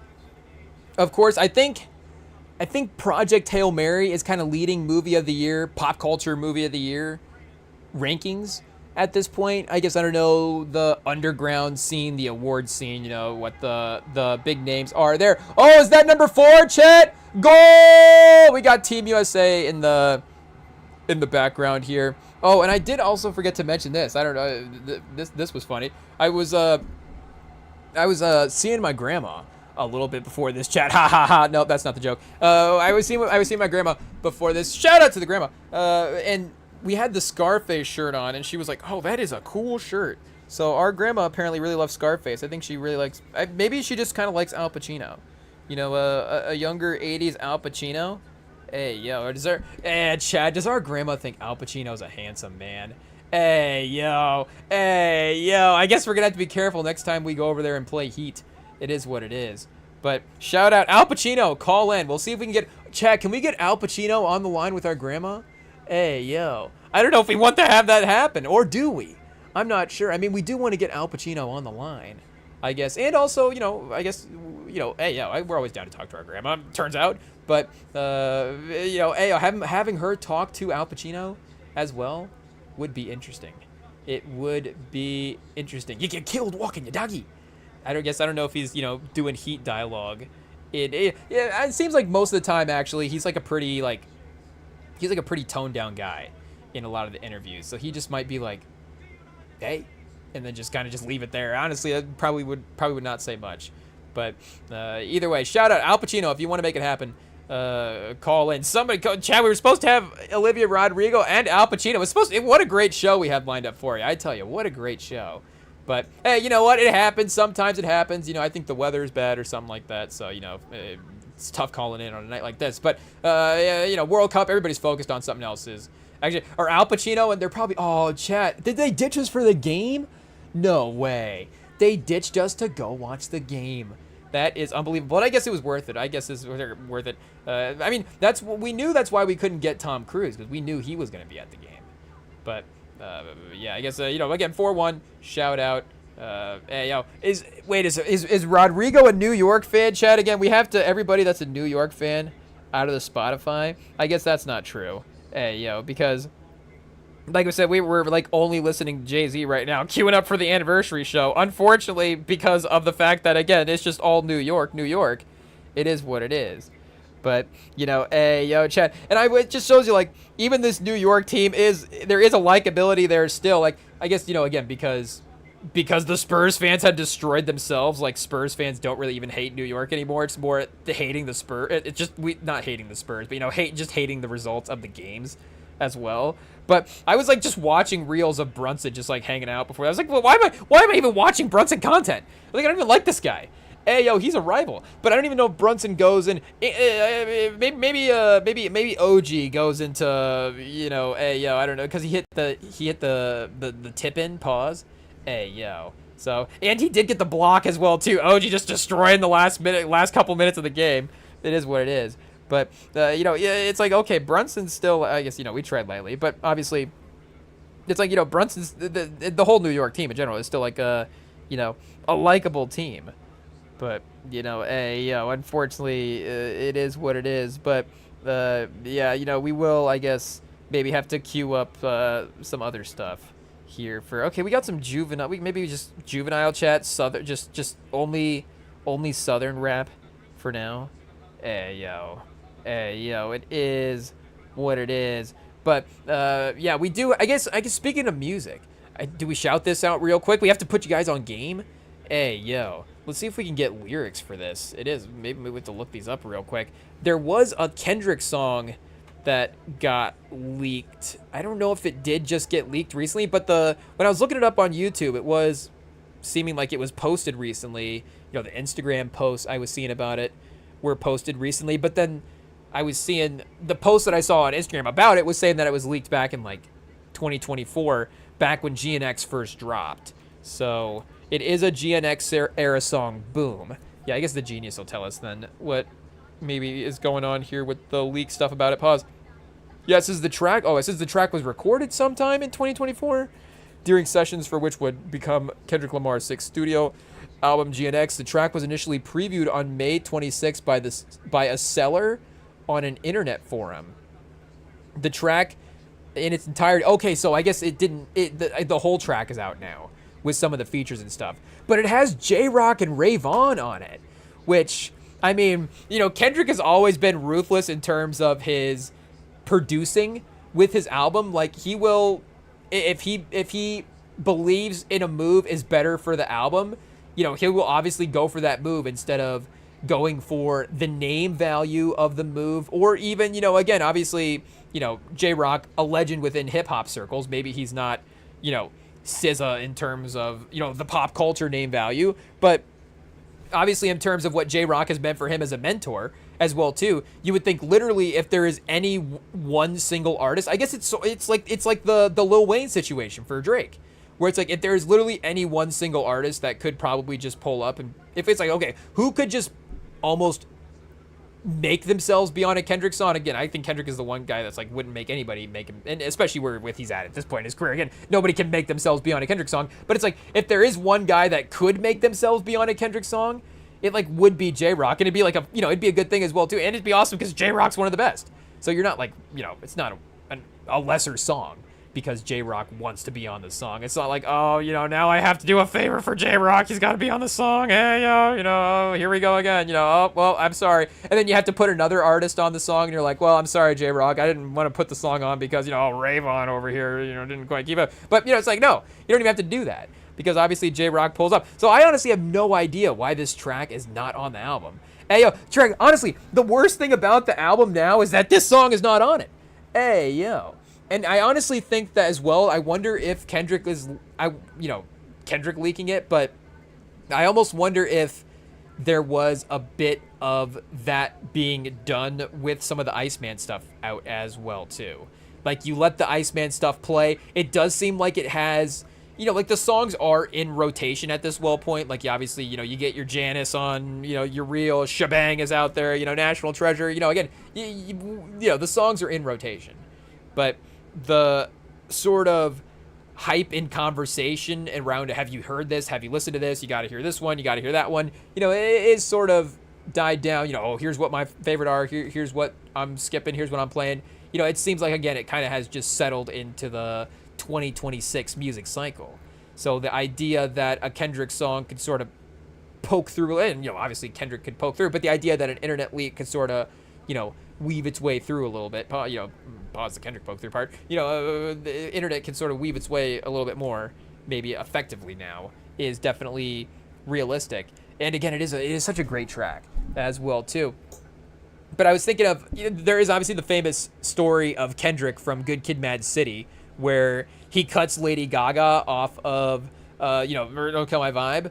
But that one, if you listen to that one, you know, again, with all due respect to Lady Gaga, like, it would maybe have been different if, you know, there was, like, multiple takes, hey, yo. And if Kendrick was, like, and I guess, you know, again, with all due respect to Lady Gaga, you know, I guess we're trying to, you know, speak from the perspective of somebody else here. But if there was maybe, like, you know, Kendrick was like, I have to get Lady Gaga on this song. Here's my vision for it. Here's how I want it to go. And maybe he did do that as well, too. And then, again, just changed his mind as well. Yeah, I don't really know the dynamics of how that feature came to be. I think it maybe was a little bit of a, you know, hey, ring, ring, Kendrick, let me jump on this. But I'm not sure. But maybe Jay-Z was a little like that as well, too, for that. But the Jay-Z verse on that is pretty good. There was a time for a while where I would get the Jay-Z version in the shuffle, and I would be upset, not even because, again, it's bad, but because I would just think that it's the the other one. It's more because the intro for that is different. Like there's like a winner winner winner winner winner that sort of is different on the beginning of the song, where I would be anticipating the original version and then the remix version would play. I guess, my car doesn't have like the, display or whatever where you can see, Chad, these fancy new cars. But no, I just, I guess, we're not like seeing the song before the title before we're hearing it. So we wouldn't be, clued into the fact that would be the Jay-Z version. So it was more, again, Ayo, shout out to Jay-Z, but, or not because but I did see a picture of him in like a Jets jersey recently. So is he? And he is an owner for the Brooklyn Nets. So I guess technically Jay-Z is not technically a Knicks fan. Maybe he was at one point, but I guess technically right now he's not. So, does the back catalog? We can only listen to 444. What albums did he make while he owned the Nets? Every album he made while he was rooting for the Knicks, I guess, doesn't count. We can't listen to that. But every album he made while he owned the Brooklyn team, we can't listen to. So 444 back in rotation. Let's go. But what are we saying? It was just more, again, the anticipation where I was queuing up one thing in my mind and then getting another one. So it'd be like, oh, that's not what I was thinking I was listening to, and then just kind of, it would just throw you off. But I guess now I haven't gotten the shuffle learned. He's like, I guess he keeps skipping this. It is what it is. But what are we saying for this one? Yeah, that is an iconic instance of Kendrick, having the album version of that with, and I guess the Jay-Z bonus track was on the album as well too. But having that on the album of Lady Gaga is definitely upping the commercial value. It is what it is. It's undeniable. Is it upping the commercial value in the hip hop scene itself? But it just in general, it definitely is. And one of the great things about that album is, well, too, is it is, obviously has it. It doesn't commit to having those major features. It brings in MC8 and J-Rock as well too, and it also I guess it does have Drake on it as well. But again, even that song is not like the number one song off of that album. That song itself is actually like kind of one of the deep cut songs off of the album. So weirdly enough, the Drake feature is a little bit of a sleeper on that one there. I'm trying to think, are those the three on that album? I guess I'm going through the track list here real quick and thinking, and then Jay-Z, right? I guess here now we have to pull it up and just double check as well. But again, like I guess he does get Snoop on To Pimp a Butterfly. I guess as I'm pulling it up, I'm thinking he does have Anna Weiss is credited on Real, and Dr. Dre is credited on Compton as well too. And I guess Dr. Dre does drop a verse on Compton. It's not like he's just producing, but I guess Dr. Dre, a pretty big superstar there for sure. But again, obviously it's like, do you bring in, I guess 2012 biggest rapper at the time? I guess Lil Wayne would have been another one. But is it Lil Wayne and Lady Gaga on your album as your big features? I guess Kanye at this time as well too. And there would have maybe been a relationship there in some ways. I don't know the timeline of them working together, but if he has Kanye on this album, I guess Andre 3K probably honestly could have worked into this album in some way. And Kanye is a good example as well too. Again, we're talking 2012 Ye. Like you're getting, right after My Beautiful Dark Twisted Fantasy, again, the Watch the Thrones run, like Kanye is at the peak of his powers at this point. Like it would have made absolute sense to have him as an artist on the project. Again, I'm assuming whatever their working relationship back in 2012 would have been.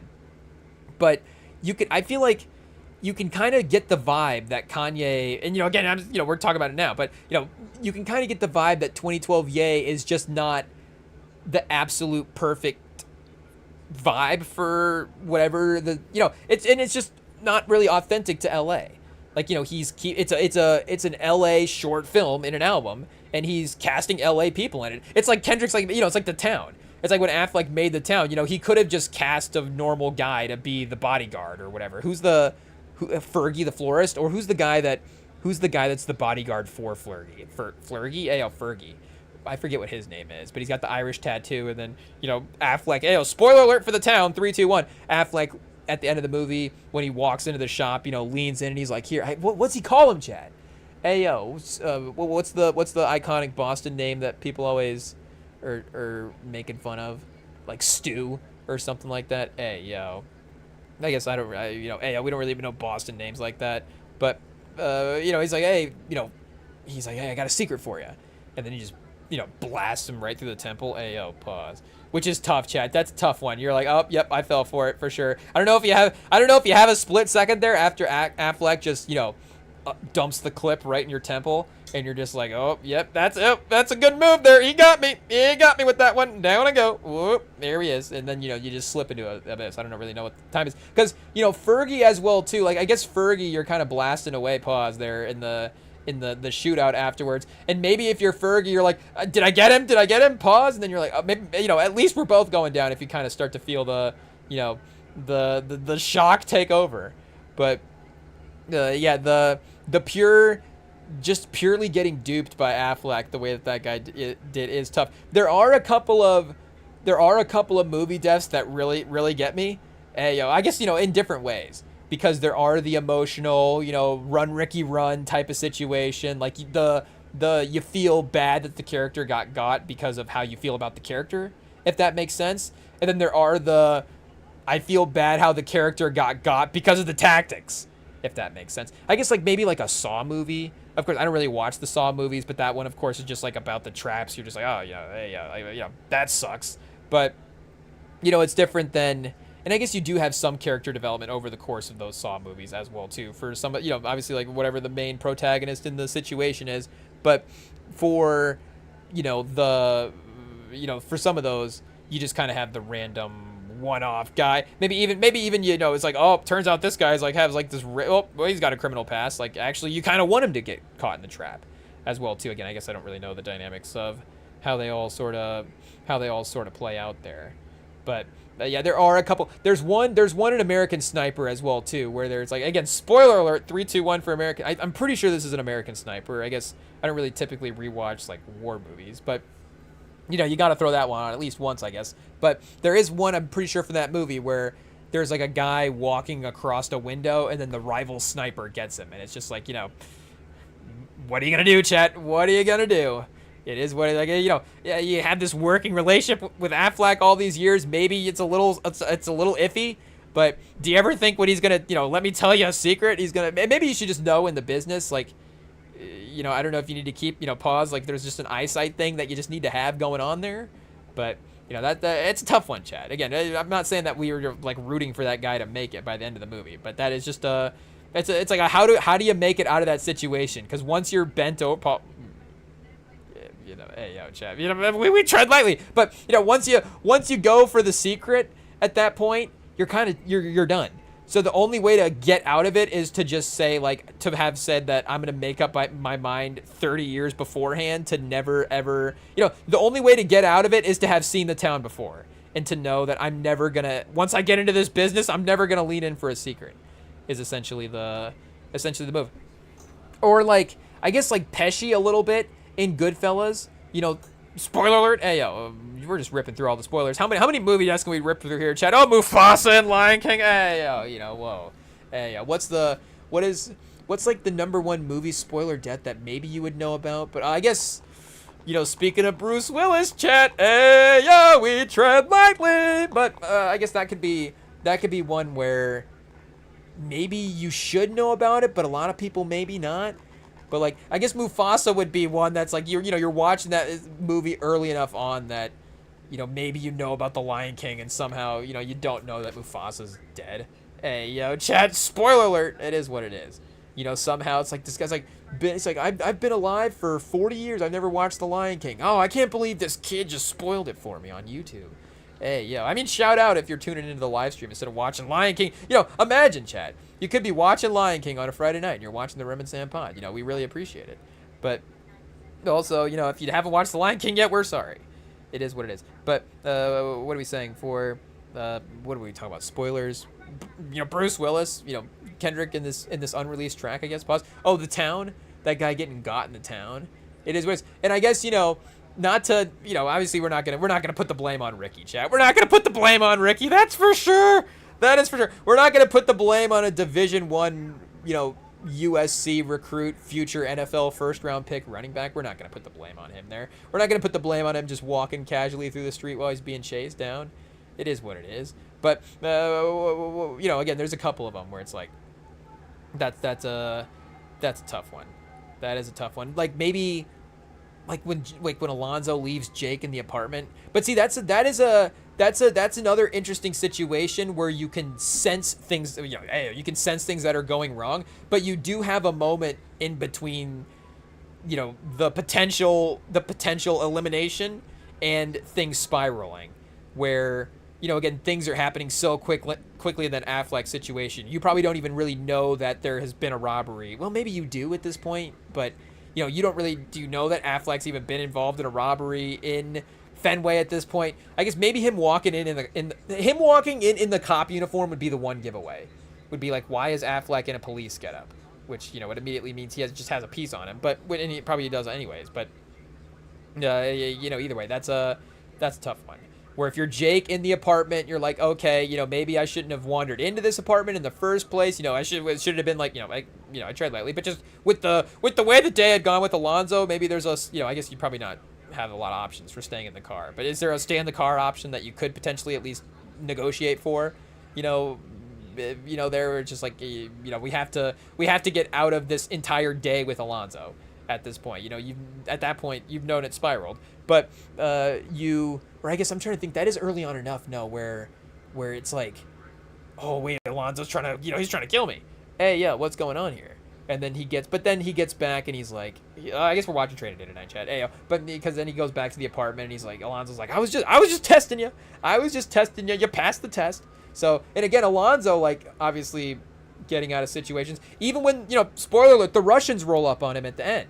Like, there is, when you look over at the car, I feel like there is a moment there where there is some stuff, open highway, you've missed your deadline for paying the Russians debt, and they've explicitly said that they're going to kill you if you miss your deadline.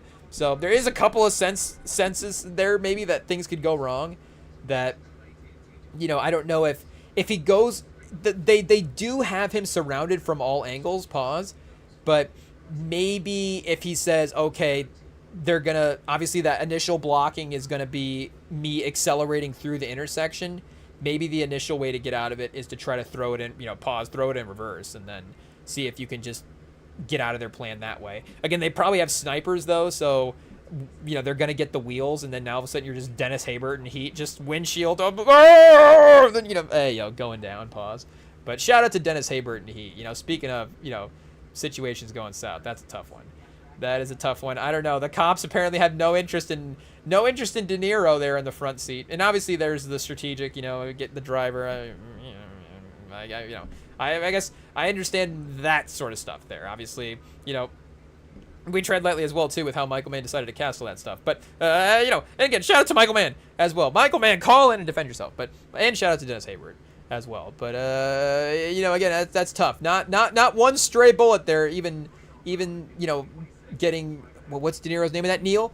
Not even one stray bullet getting Neil in the shoulder at all is pretty crazy, honestly.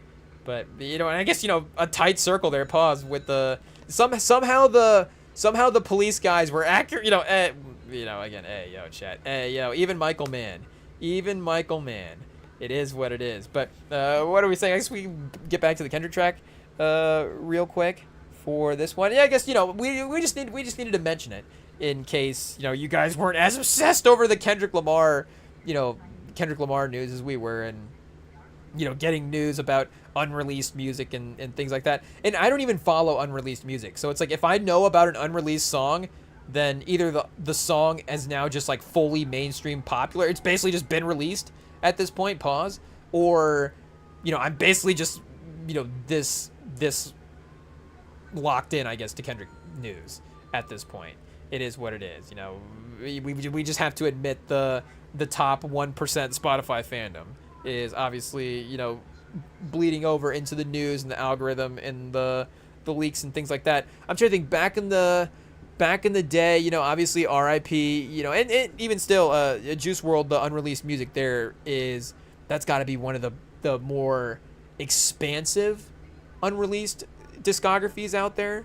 I'm trying to think, because again, a lot of the mainstream guys that I would list, I just don't even really know what's T.I.'s unreleased music situation. I guess it's just not even something you really think about as well. I guess because of course, the fact that a lot of artists, obviously, if I can tread lightly and say, when they're still around, they can put out the music themselves. The next name I thought of after saying T.I. was Pac, and then it's like, well, you do obviously, what's the correlation there, if I could say respectfully, between Pac and Juice is, unfortunately those guys were gone too soon, and they were insanely prolific as well too. The other, obviously amazing comparison you can make between those two guys is their ability to just, put out a lot of music was insane, and just like Juice would just be like, oh, he's just gonna like knock out an hour freestyle. It's like, oh, I guess we just chopped that up a couple times. There's a couple songs right there. But Eminem is just, or Eminem, Pac. I don't know why we got Eminem. I don't know why I'm saying Eminem there instead of Pac. But I guess freestyles. I don't know. It is what it is. But what are we saying for Pac? And maybe does Eminem have unreleased music? I guess he probably does, but I don't know if he's got like, the famous unreleased catalog. I guess speaking of Ye would be another one. Obviously his ability to just flip so many beats. Like he's got a crazy unreleased discography there. But the Kendrick one I think is pretty sneaky. Again, I think it's a little bit more selective, but it is obviously pretty powerful, chat. Do we just start playing it now? Hey, yo. But it is a little bit of that West Coast vibe. I don't know if he was like, I only have to pick between this and GNX as the title track. It does seem to play a little bit into the title track sort of vibes, because you got a couple of melodic cuts there with SZA. You've got a Tupac homage with Reincarnated, so that's like a very specifically, that is one of the few actual concept tracks on the album. So kind of regardless of what he's gonna pick production wise there, he's got a vision for specifically what that song is. Again, Man in the Garden is a concept track as well too. I guess, can we get the GNX track list up here? I guess here, let me see. I guess, do we have to pull up the GNX track list to remember? But just to make sure that we are getting everything right. But he's obviously mixing in the TV Off, Peekaboo, Hey Now tracks as well too, and just the like he said, or in the one song, Eva Double Entendre, he just wants you guys to have fun with the music. Those are those tracks there. But then I guess those are all kind of funky West Coast beats in a way. TV Off, I guess Mustard in some ways has developed his own kind of style of West Coast production in some ways. So TV Off is it is a Mustard track obviously, but that's different than some of the West Coast beats that he was going for, again with I think Hey Now, Peekaboo, and GNX. And Dodger Blue as well, again a very West Coast focused track, but a chill cruising type track. Sun going down, kind of neon vibes in the sky, I guess. Maybe, bright sunny day as well too. But again, it's just kind of the light driving around. It's not necessarily, hey, yo, we're all in the car just rapping as, crazy as we possibly can and everybody's lit. It's more, we're chilling out, we're driving around, we're hanging out. Maybe the vibes are just starting, maybe the vibes are winding down, maybe it's a little intermission. Again, it could be whatever.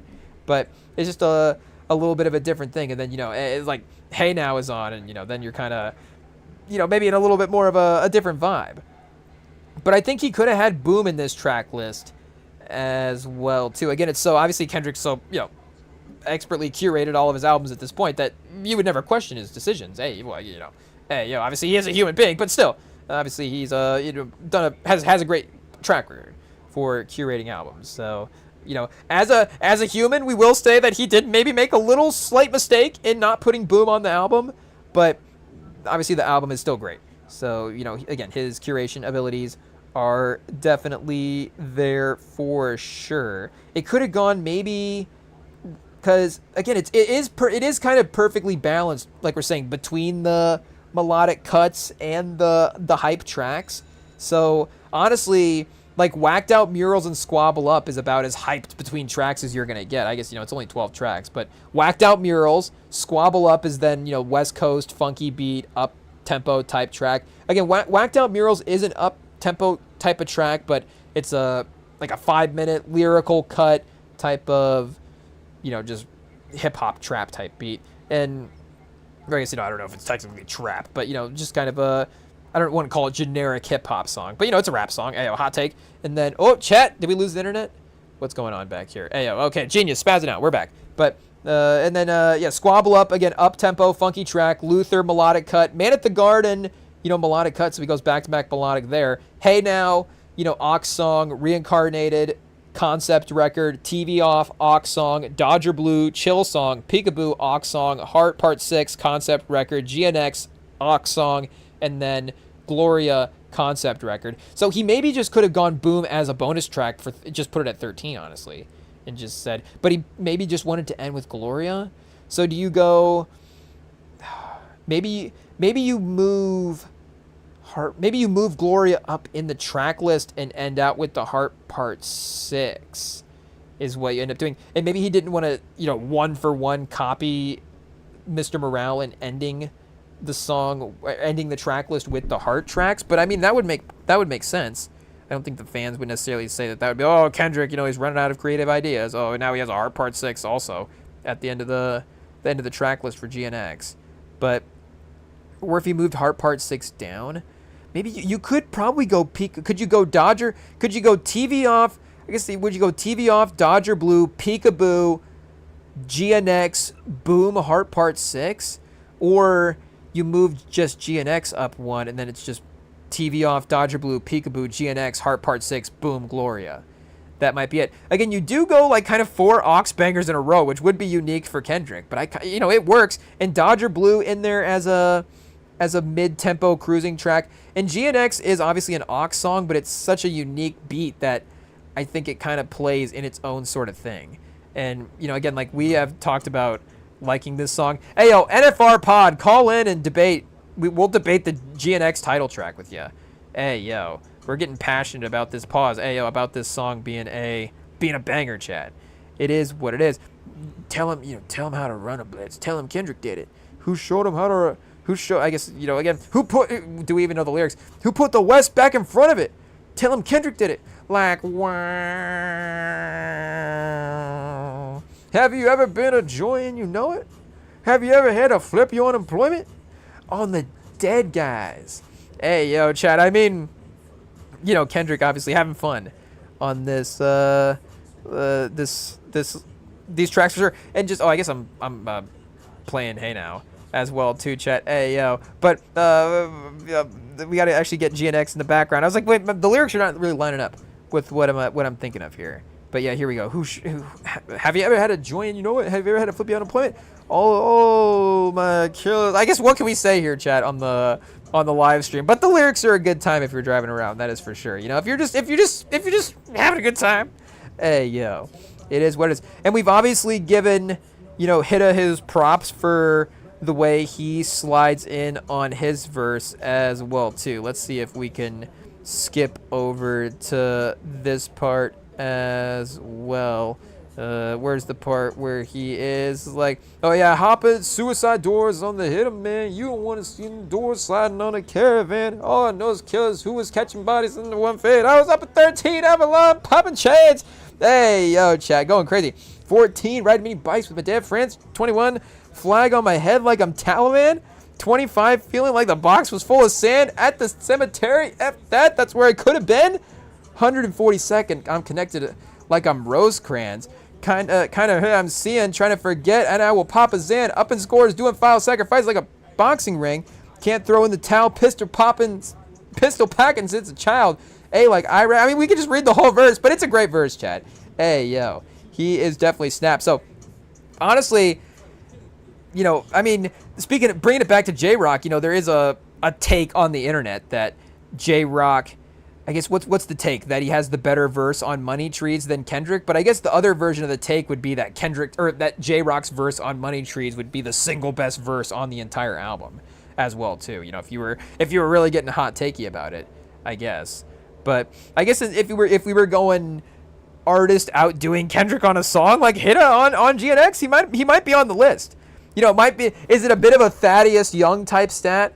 It's like, who are the guys to average 14 points and 8 rebounds and 7 assists while shooting 37% from the field, but they were also, potentially following, they all follow Nike on Instagram and whatever the stat is that Indiana had up that one broadcast. It maybe is a little specific.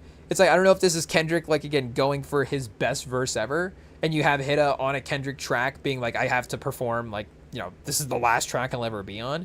But, it still means that he outperformed him. It is what it is. You know, it's like, okay, did he drop 40 and, or, you know, 40, 32?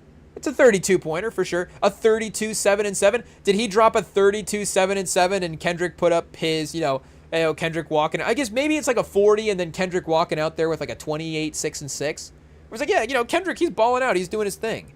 But like Hit a J3 was just going off tonight. Like, you know, it is what it is. But yeah, GNX, like we said, it definitely works. But Boom could have been right in that lineup as well too. And the fact that again J-Rock is not on the album is interesting. It is interesting. I'm not saying it's interesting from what's going on with him and J-Rock. Maybe something I don't know about. But just in the idea, and maybe he was also, because it is actually, now that I'm thinking about it as well too, outside of SZA, you know, everybody, and you know, obviously this was the conversation at the time, but everybody is, you know, being put on.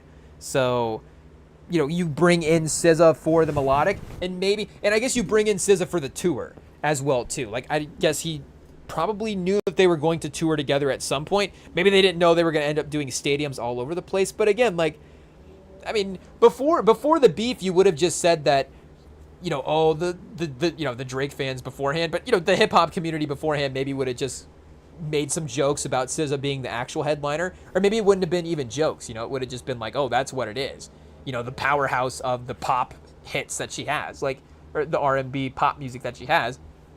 You know, she is maybe the bigger Spotify star than Kendrick going into the tour. And then obviously the beef totally flipped that. You know, Not Like Us became the biggest hit in America at the time. Kendrick became the biggest music guy in America at the time. You know, he became the biggest musician in America, but it's true. Like, he became the biggest musician in America at the time. And, you know, took over everybody at that point, including SZA. So it worked out that even if they were going to do a stadium tour anyways, that it's like, yeah, actually, Kendrick's kind of just headlining a stadium tour on his own. But, I mean, you add SZA in, and it's like, yeah, I mean, lock that in. That's an easy sellout. Easy, the easiest sellout ever. But, you know, again, so that strategically makes sense for the album. But I guess now that I'm thinking about it, that would have to be the one reason that he would have left J-Rock off the album, is that it would have been a focus on the sort of specific non-as mainstream West Coast community, if I could say that respectfully. And again, that's a credit to J-Rock for being the legend that he is in his own right. You know, obviously he's the one that put Kendrick on. He doesn't really need Kendrick to put him on at this point. You know, Kendrick can still have him featured, and that's still going to be, you know, good for J-Rock and his career and all that different stuff. But, you know, in terms of, again, giving the focus of the album and making that's what the album was about doing, was giving the highlight to some of the underground, but, you know, some of the non-rap mainstream Cali hip-hop guys, if that makes sense. And again, like, obviously a guy like AZ Chike now is I think a more mainstream hip-hop name. Like, I feel like a lot of, and obviously, you know, again, would it be like, oh yeah, he's that guy from that Kendrick feature? Is that maybe the basic association that the outside casual Kendrick fan, outside casual hip-hop fan, GNX fan would know? Like, yeah, I'm sure that there is a segment that would, again, know him as the Kendrick guy, but that's the point of Kendrick using his platform to, you know, up those stars. And there's nothing wrong with the star being known about that as a part of his career as well too. If a storyline in the narrative is, you know, one point he was the guy, you know, if we're just like looking back, it was like, oh yeah, we originally knew him as the guy that featured on that Kendrick song in terms of a mainstream way. That is, you know, that had, you know, it's called a stepping stone. That is a point that he can use to help launch his career and continue to build it forward. You know, Rayvon as well too was, I guess maybe this was the beef as well. Like, Kendrick is like, hey, we'll leave you off the track, but then we'll cook up a little rap battle with you in the East Coast. You know, get you and Joey sparring, so then you'll up Rayvon's name as well, because he did. You know, him and Joey were the two guys kind of by the end of that at the top of that battle. And he did get some name value play there, even if obviously, again, you know, maybe our guy Joey was he the winner at the end of the day? See, Chad, we're even giving the East Coast the win in the rap battle. What are we going to go back and say that, I guess Jay-Z and Nas were both East Coast. So the East Coast just wins either way. Hey, yo, it is what it is. But, shout out. Obviously, this was a fun track to discover, fun to, you know, at least for it being dropped, you know, in its entirety, being leaked in its entirety, like, it does feel like we were a little bit early into discovering it in the algorithm there. So that was kind of fun as well too. Again, I guess not early enough to I guess here's a post 16 minutes ago. Hey, yo. So do we listen to this one? I don't know where the version that we were listening to was. I guess maybe it's getting taken down as well. People are kind of battling with it there. I'm not sure if there's some copyright stuff. It doesn't even really, I guess it does have a little chorusy part, but it's just like a bass line and some drums. So I can't imagine it's got like sample clearance issues here. I don't know. Antonov doesn't want him to release this track. Obviously Antonov was a producer on the album along with Soundwave. So, yeah, it would be with Soundwave. Soundwave, the main guy, is how I'm trying to say that there. But, maybe Antonov's like, no, I love this track. Keep it in the vault. I don't know why. But, oh, yeah, it said, I guess the video looping here says, Mr. Lamar, please don't strike me. I just want to add this to my playlist. Yeah, Kendrick, just let it live on YouTube. Hey, yo, what are we doing here? Or post it on the gram. He has Watch the Party Die on the gram right now. What if the gram had a couple of, like, unreleased special singles? We get Boom over here as a second version because he did drop 616 on streaming platforms. Am I wrong about that? Is 616 on there? I guess maybe we haven't queued that one up. Maybe it's not. Oh, it's not. That's right. It is not. That's why.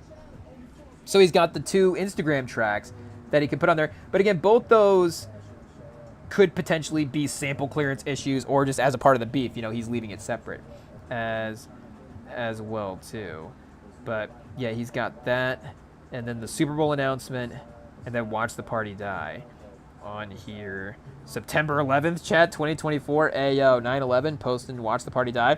Liked by Kelly Rowland is what our Instagram is telling us here. I guess amongst, a couple other people as well. But shout out to Kelly Rowland. Call in if you want to talk about some Kendrick Lamar singles. We would definitely have the conversation with you. We may also talk about, I hear you make some music as well, too. We don't want to be disrespectful, chat. We're just trying to joke around. We're just trying to be funny over here. We're just trying to hit on Kelly Rowland. Oh, hey, yo, chat. No, we're just trying to respectfully we're trying to chivalrously display gentlemanly tactics in conversation with Miss Kelly Rowland is our goal for that. But, yeah, let's see. Can we actually get some lyrics synced up here with what's going on? I guess the J-Rock verse. It's a lot of speculation, like I'm on vacation. I guess, Chad, do we do the impersonations? Probably not. Where's the John Wick reference? He has a John Wick thing, if I'm not mistaken. Somebody has a John Wick shout out. Oh, here it is. Did we set it up? Let you run amok, but it wasn't motivation. Boy, you want to trip like I won't tie his laces. Tiptoe Remy, yeah, ballet occasion. Playing with those words because they want to sound gangster. Gets your chipped like you hit big in Vegas. Who want to be a king? You ain't heard there's a wait list? Who can be patient? You can be patient or die a patient. Cedar's Sinai for a wise guy. Head, because she broke the Wi-Fi. That's on does he say Allah? Allah? John Wick, I'm a hot shot. Real joint, Mac Revenge, real Ghost Ride. I guess do we have to re-listen for the cadence because he does kind of go through the cadence there. Oh, did it get taken down? Oh no, wait a second. This is I think it auto-played to a different video that was having issues. Or no, it might have gotten taken down, chat. Whoa! They are really copyright striking this. So I guess listen to it while you can. Yeah, I just refreshed and there's nothing, chat. There's nothing. There's the reaction videos. So we can listen to it within the reaction videos. What do we do here? What do we do if we can't listen to music, unreleased music on YouTube? Hey, yo. Is there another service? I guess probably on SoundCloud or something, right? Or whatever, I'm not sure. But yeah, I'm scrolling right now and I'm not seeing anything. So I don't know if what are we saying, that it's just our algorithm is not recommending it to us, or if that it's actually just unavailable at this point, and there is no boom type beat, chat. No, it's nothing. So people are keep posting, chat. Don't let the movement die. Hey, yo, keep Boom alive on the YouTube for our place. Oh, here it goes. Okay, Boom, it's back. I guess we should have just gone to our history, right? And just looked at the history and seen if it was available there. Okay, let's see if we can get to the J-Rock part here. And see if we can get to this John Wick part, chat. Hey, yo, we love a John Wick shout out. in a verse. I don't know if there is a ton of them, but this is definitely one of them. I guess is our stream gonna get copyright struck now if we play this in the background? It might. You see the sideline. Hey, yo, chat. I guess we tread lightly. We tread lightly. We just respect and love J-Rock. So obviously that doesn't mean that, you know, doesn't mean you have, you know, the ability to impersonate his rapping cadence all the time. But I guess it is one of those things that you do, I feel like, when you listen to music. Obviously, again, there are rules, so I'm not saying that, you know, oh, you just break every rule when you listen to music. But is that a rule that is okay? I guess we need to double check that one. But hey, yo, chat, hey, yo, phone a friend real quick. How much of the voice are we allowed to impersonate? Again, we're talking about the cadence as well too. But I feel like you do that a little bit. Like if you're listening to Don Toliver, like Don Toliver has like a unique sort of, you know, I guess. Oh, now we're gonna see. Now we're not allowed to, because I guess we do the worst impersonations ever. So that's the problem, Chaz. We just do bad impersonations. Hey, yeah, we solved the problem once again, because our impersonating skills are not good. But you know, like Don Toliver's kind of high pitched voice. Like I feel like you kind of go there a little bit. You kind of, you know, mimic what he's doing with his pitch when you're singing his tracks. Again, Kendrick obviously is one of the masters, if you could say this, of the different cadences in his tracks. You know, he's one of the experts of different cadences in his tracks. He has all these different voices and unique personalities. You know, Jid, obviously we love Jid. Jid has a bunch of tracks where he'll have like a, you know, a deep bass. Or, you know, speaking of Joey, because I have been re-listening to some of those diss tracks from the battle from earlier, I guess that was 2025. But there is a part in the Hit 'Em Up sample that Joey has where, you know, he has the deep voice in the song, and it's supposed to be, I think, Top Dog. And he's like, hey, Joey, I got this little artist named Rayvon. I need your help trying to help me put him on. And, you know, sometimes the artist will have the alternate personality.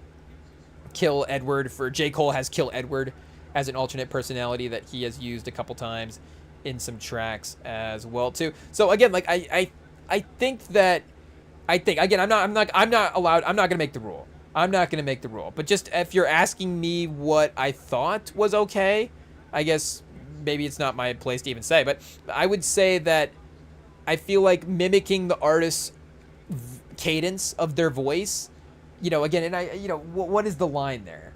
What is the line there? Because it's more like the artistic cadence, right? Like, again, Don Toliver, it's the artistic cadence of the pitch that you're mimicking. And again, sometimes it's unique. Like if we're talking like Whitney Houston, for example, like Whitney Houston obviously has, you know, Ayo, obviously Whitney Houston has a better voice than Don Toliver. Shout out to Don Toliver, but you know, Ayo, rest in peace, Whitney Houston. You know, got him wiped down. It is what it is. But it's the clear sort of pure vocal ringing, where again, like Don Toliver is not like, I'm saying like, oh, you know, he's not all auto tuned up and not doing his own thing, but there is a uniqueness to his voice that he does have. You know, I'm using an easy example there. Future when he's singing or something like that, you know, he does obviously have a little bit of a cadence, but like The Weeknd, like I don't know if The Weeknd has like a distinct singing voice. Like he's just got kind of a pure, you know, high-pitched tenor situation, if that makes sense. Where speaking of Drake, like Drake can obviously do that at some point in his career. Maybe a track like Jungle is a little bit more simpler singing, but then he'll mix in, you know, some auto-tune as well too, or he'll mix in some extra cadences. I mean, you know, he'll go with different sort of international influences as well too. He'll go actually, you know, he'll just go do it with a different accent. He'll just change his accent. But maybe he'll, you know, with the actual singing itself, mix up kind of what the cadence and what the tuning is there of the voice. And again, as I'm saying it, hopefully that makes sense. Hopefully, you know, hopefully that's not saying a bad thing. But again, like I feel like if you're listening to music, hopefully that makes sense. Where artists' voices sound different. Again, you know, obviously there's a probably a more articulate way to say that. But I think that sometimes, even if it's lightly, you kind of lightly, naturally, or like, you know, Pac and Big, like Pac and Big have different ways that they sound on the tracks. Like obviously Pac is a more aggressive, like enunciating, very specific with his words, and Big has a little bit more of a, you know, flowing style if that makes sense. And, I'm trying to think. For some reason, I got kick in the door stuck in my, kick in the door, wave in the full. Versus, Pac is obviously like, first off, well, I guess, again, like, obviously, we tread lightly. We tread lightly. But I guess, Chad, like, what are we going to start doing for a Pac impersonation here? Hey, I guess we just got to pivot. We just got to pivot. Rest in peace. Shout out to the legends. We're just trying to have a good time over here listening to music. It is what it is. But, again, obviously there are rules to follow. There are rules to follow. We respect the rules, and we want to try to follow them to the best that we can. But what are we saying here, Chad? For this Kendrick song, I guess unfortunately the sample rules, I guess, are keeping it in place. But again, like the way that Kendrick enunciates like the word Pop-Tart here, like turn a big mouth to a Pop-Tart. Either rock bottom or a rock star. Like, you have to, that's part of the fun of the track. And when an artist is, I think even good at creating music, like those little extra techniques are what continues to help separate him. Again, like this type of performance from Kendrick, you wouldn't even necessarily say like, you wouldn't think like, oh, great Kendrick performance on the track. Like, he's kind of, sneaky whispering on the track, but it is, again, like I think a specific, hot take, a specific artistic choice, but he is, doing a specific thing on this track. Heard you got name. Okay, so what? Let's get to it. Turn a big mouth to a Pop-Tart. I don't know how Kendrick makes Pop-Tart such a catchy lyric, but he does, Chad. He does. If you talk, he's gonna turn you into Pop-Tart. Pop-Tarts have red jelly inside like blood. Ooh, Chad. Hey yo. It's either rock bottom or a rock star. I mean, Chad, Kendrick, he doesn't even have to say that much. And he can say so much at the same time. I don't, I guess it is what it is. Like I said, I'm probably in the 1% Kendrick fan. Kendrick can do no wrong lyrically, or everything he says is amazing. Kendrick opens his mouth, pause, give him a Grammy. Like, I'm probably in that, ayo, pause, probably in that category of fandom. But I don't know. I feel like I'm not there for no random reason, right? Like, can I say respectfully, I have no reason to be a Kendrick fan, right?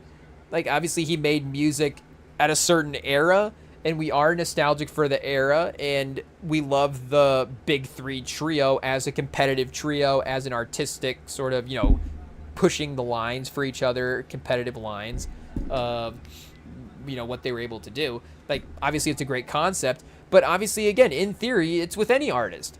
You don't necessarily have a, I guess I'm just saying from a early blank statement starting point.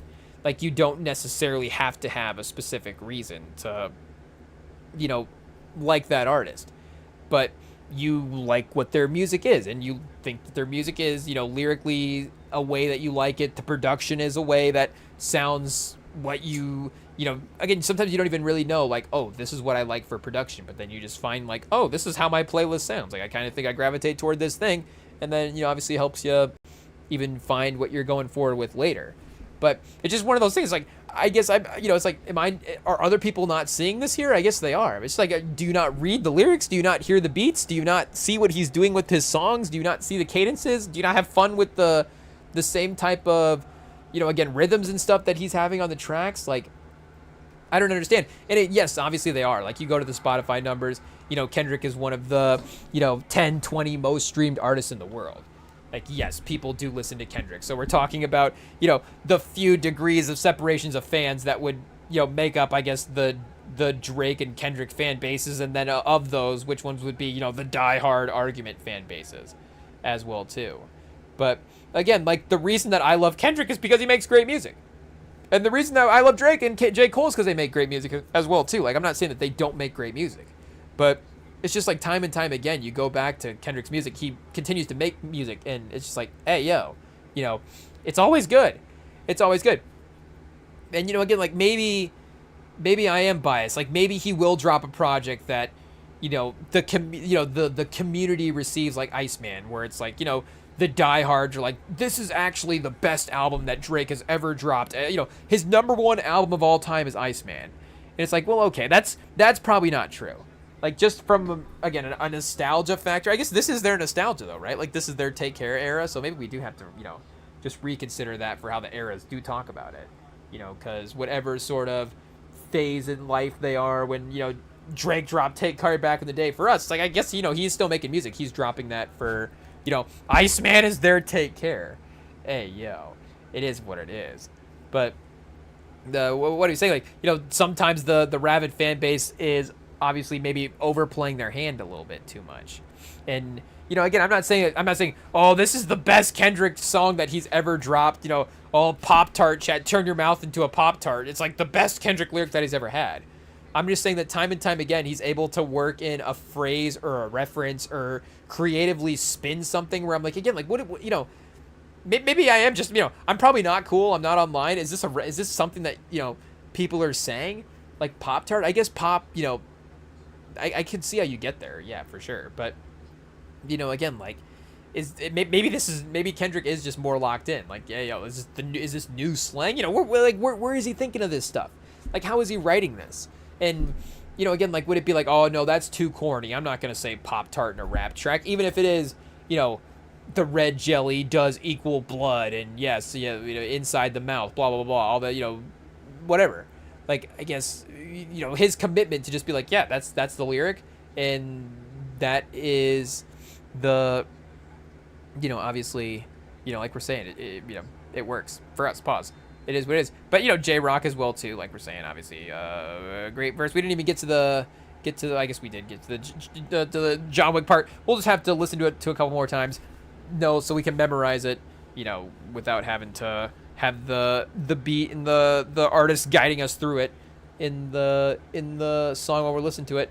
But, yeah, anytime, the Kendrick J-Rock combo is together on a song, it's going to be fun. So, again, I was definitely thrown off for why it was not on the track list, but I think we did solve it. I think maybe because he knew that J-Rock was too good. J-Rock played himself off the team. Not to say that anybody else didn't play up to the J-Rock level, because that hit a J3 verse would probably still be up there as well, too. SZA's performances on the track list are obviously notable. The uncredited vocal feature on Whacked Out Murals is definitely a standout if you're going for features as well, too, because she's a bit of a presence and on the album itself and also in the live shows. So, I wish we had her name there, but she is, definitely a standout, like we're saying, as well. But to give the hip-hop guys their focus, that would, again, if I had to guess, I guess, for what we talked about tonight, that would be the guess there. But I guess, yeah, shout out to Rayvon as well, too. Sam Dew is the other guy that we have here referenced. Real drinks, you outside. It's non-violent, black forces, no socks, ski masks, still mobbing. Co-pilot, no need, or is she on a strict diet? Pillow talker, fat mouth.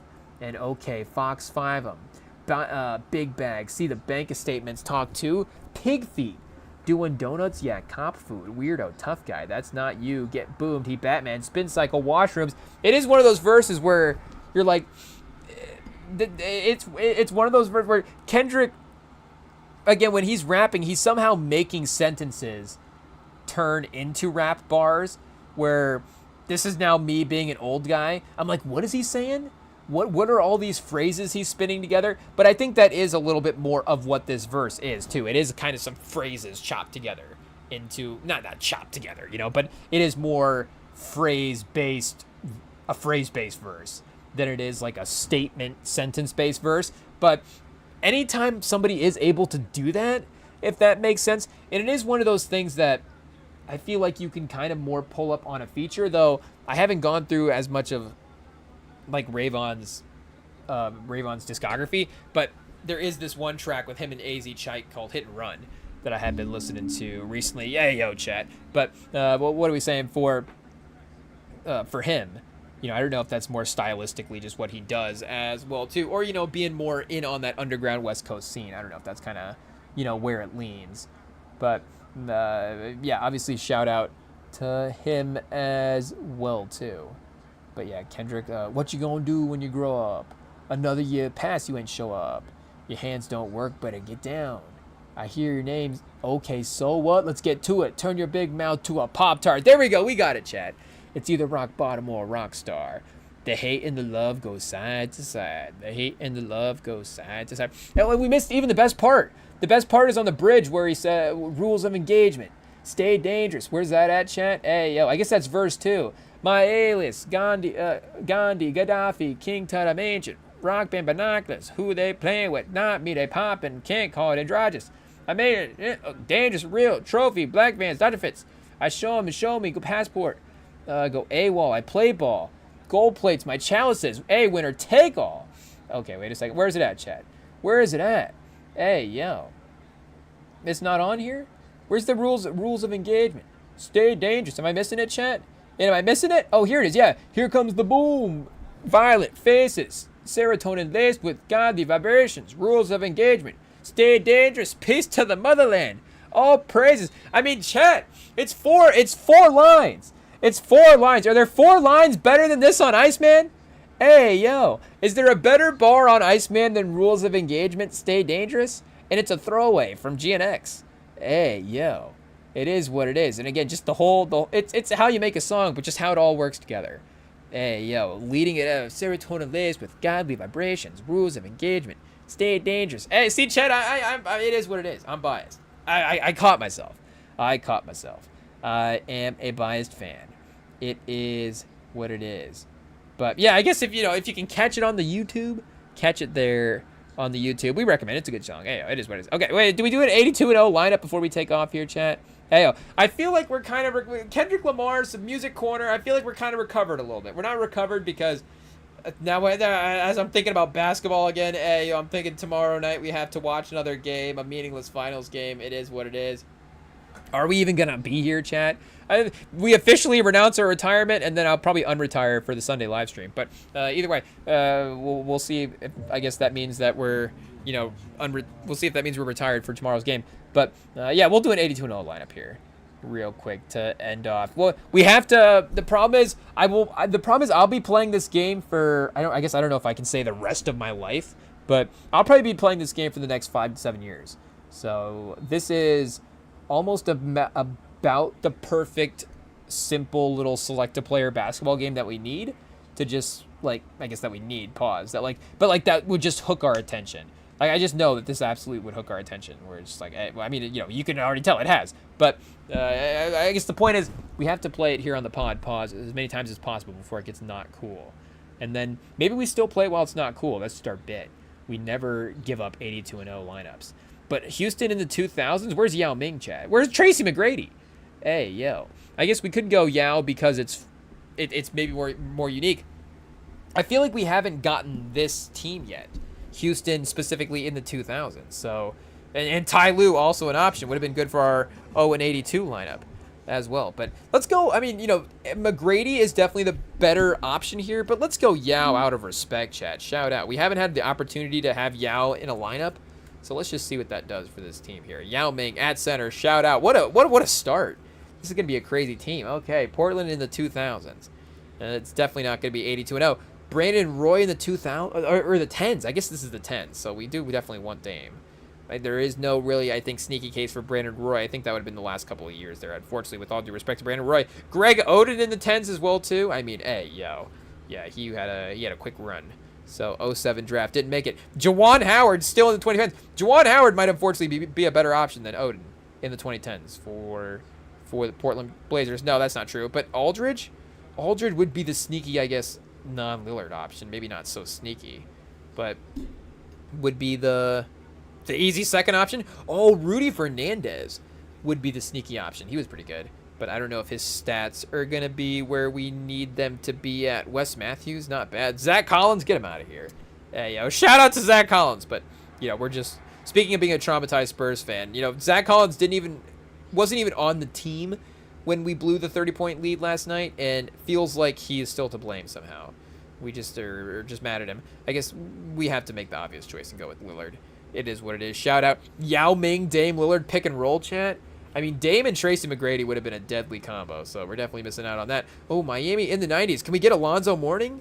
Can Alonzo be a power forward? Alonzo and Yao Ming would be crazy. Oh, Glenn Rice. We have to go Glenn Rice. Wait, Alonzo Mourning. Hey, he can be power forward. Chat, we're going to ruin this team and go Glenn Rice. The problem is he won the title for Michigan in 89, so anytime we have to take Glenn Rice, we have to take Glenn Rice.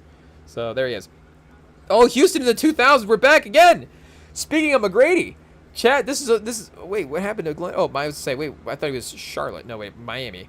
It's like we're only drafting from the red teams. Hey, yeah, a little observation there. Oh, Steve Francis. We mix it up and go Steve Francis. Because we already know we're not going 82-0. So Dame Lillard and Steve Francis would be amazing. Luther Head. We pick Luther Head, chat. Pause. But no, if they're Hakeem in the 2000s. Oh, I guess this is the 2000s. We took what, Yao in the 10s or Yao in the 2000s? No, we took Yao in the 2000s. So let's go with McGrady in the 2000s at shooting guard. Though Steve Francis, I think, does fit the lineup better because it just is, I think, not a more highlight-based player than Tracy McGrady. What are we saying? But I guess you have to rely on the highlights as a thing for Steve Francis from his day. Oh, Chet! They're giving us MJ right after we took Tracy McGrady. We should, well, I guess Steve Francis would have been a shooting guard anyways, but that's tough. That is tough. We pull the 90s Bulls right afterwards, and Scottie Pippen can't be a small forward, so shout out to Glenn Rice, but he's blocking us from Scottie Pippen as well, too. So we would go Dennis Rodman, but Dennis Rodman scores like 5 points a game, so I don't know if he's going to help us out there for what this game needs. But we may just have to go for it for the basketball integrity of it, chat. Like, what are we going to do? What are we going to do? Take Horace Grant? Hey, yo, MJ. Oh, MJ can be a small forward. Can Glenn Rice be a power forward? Chet, bummer! Glenn Rice can definitely be a power forward. I don't know what's going on there. I might just respin the era just out of frustration, honestly. If we can't get Jordan or Pippen, I mean, I feel like we can get more points per game than Rodman. No disrespect. Charles Jones with some real versatility here. Wait, where was Pippen at? I'm pretty sure it just said he was listed as a power forward. Maybe Pippen, or a small forward. Maybe Pippen in the 80s.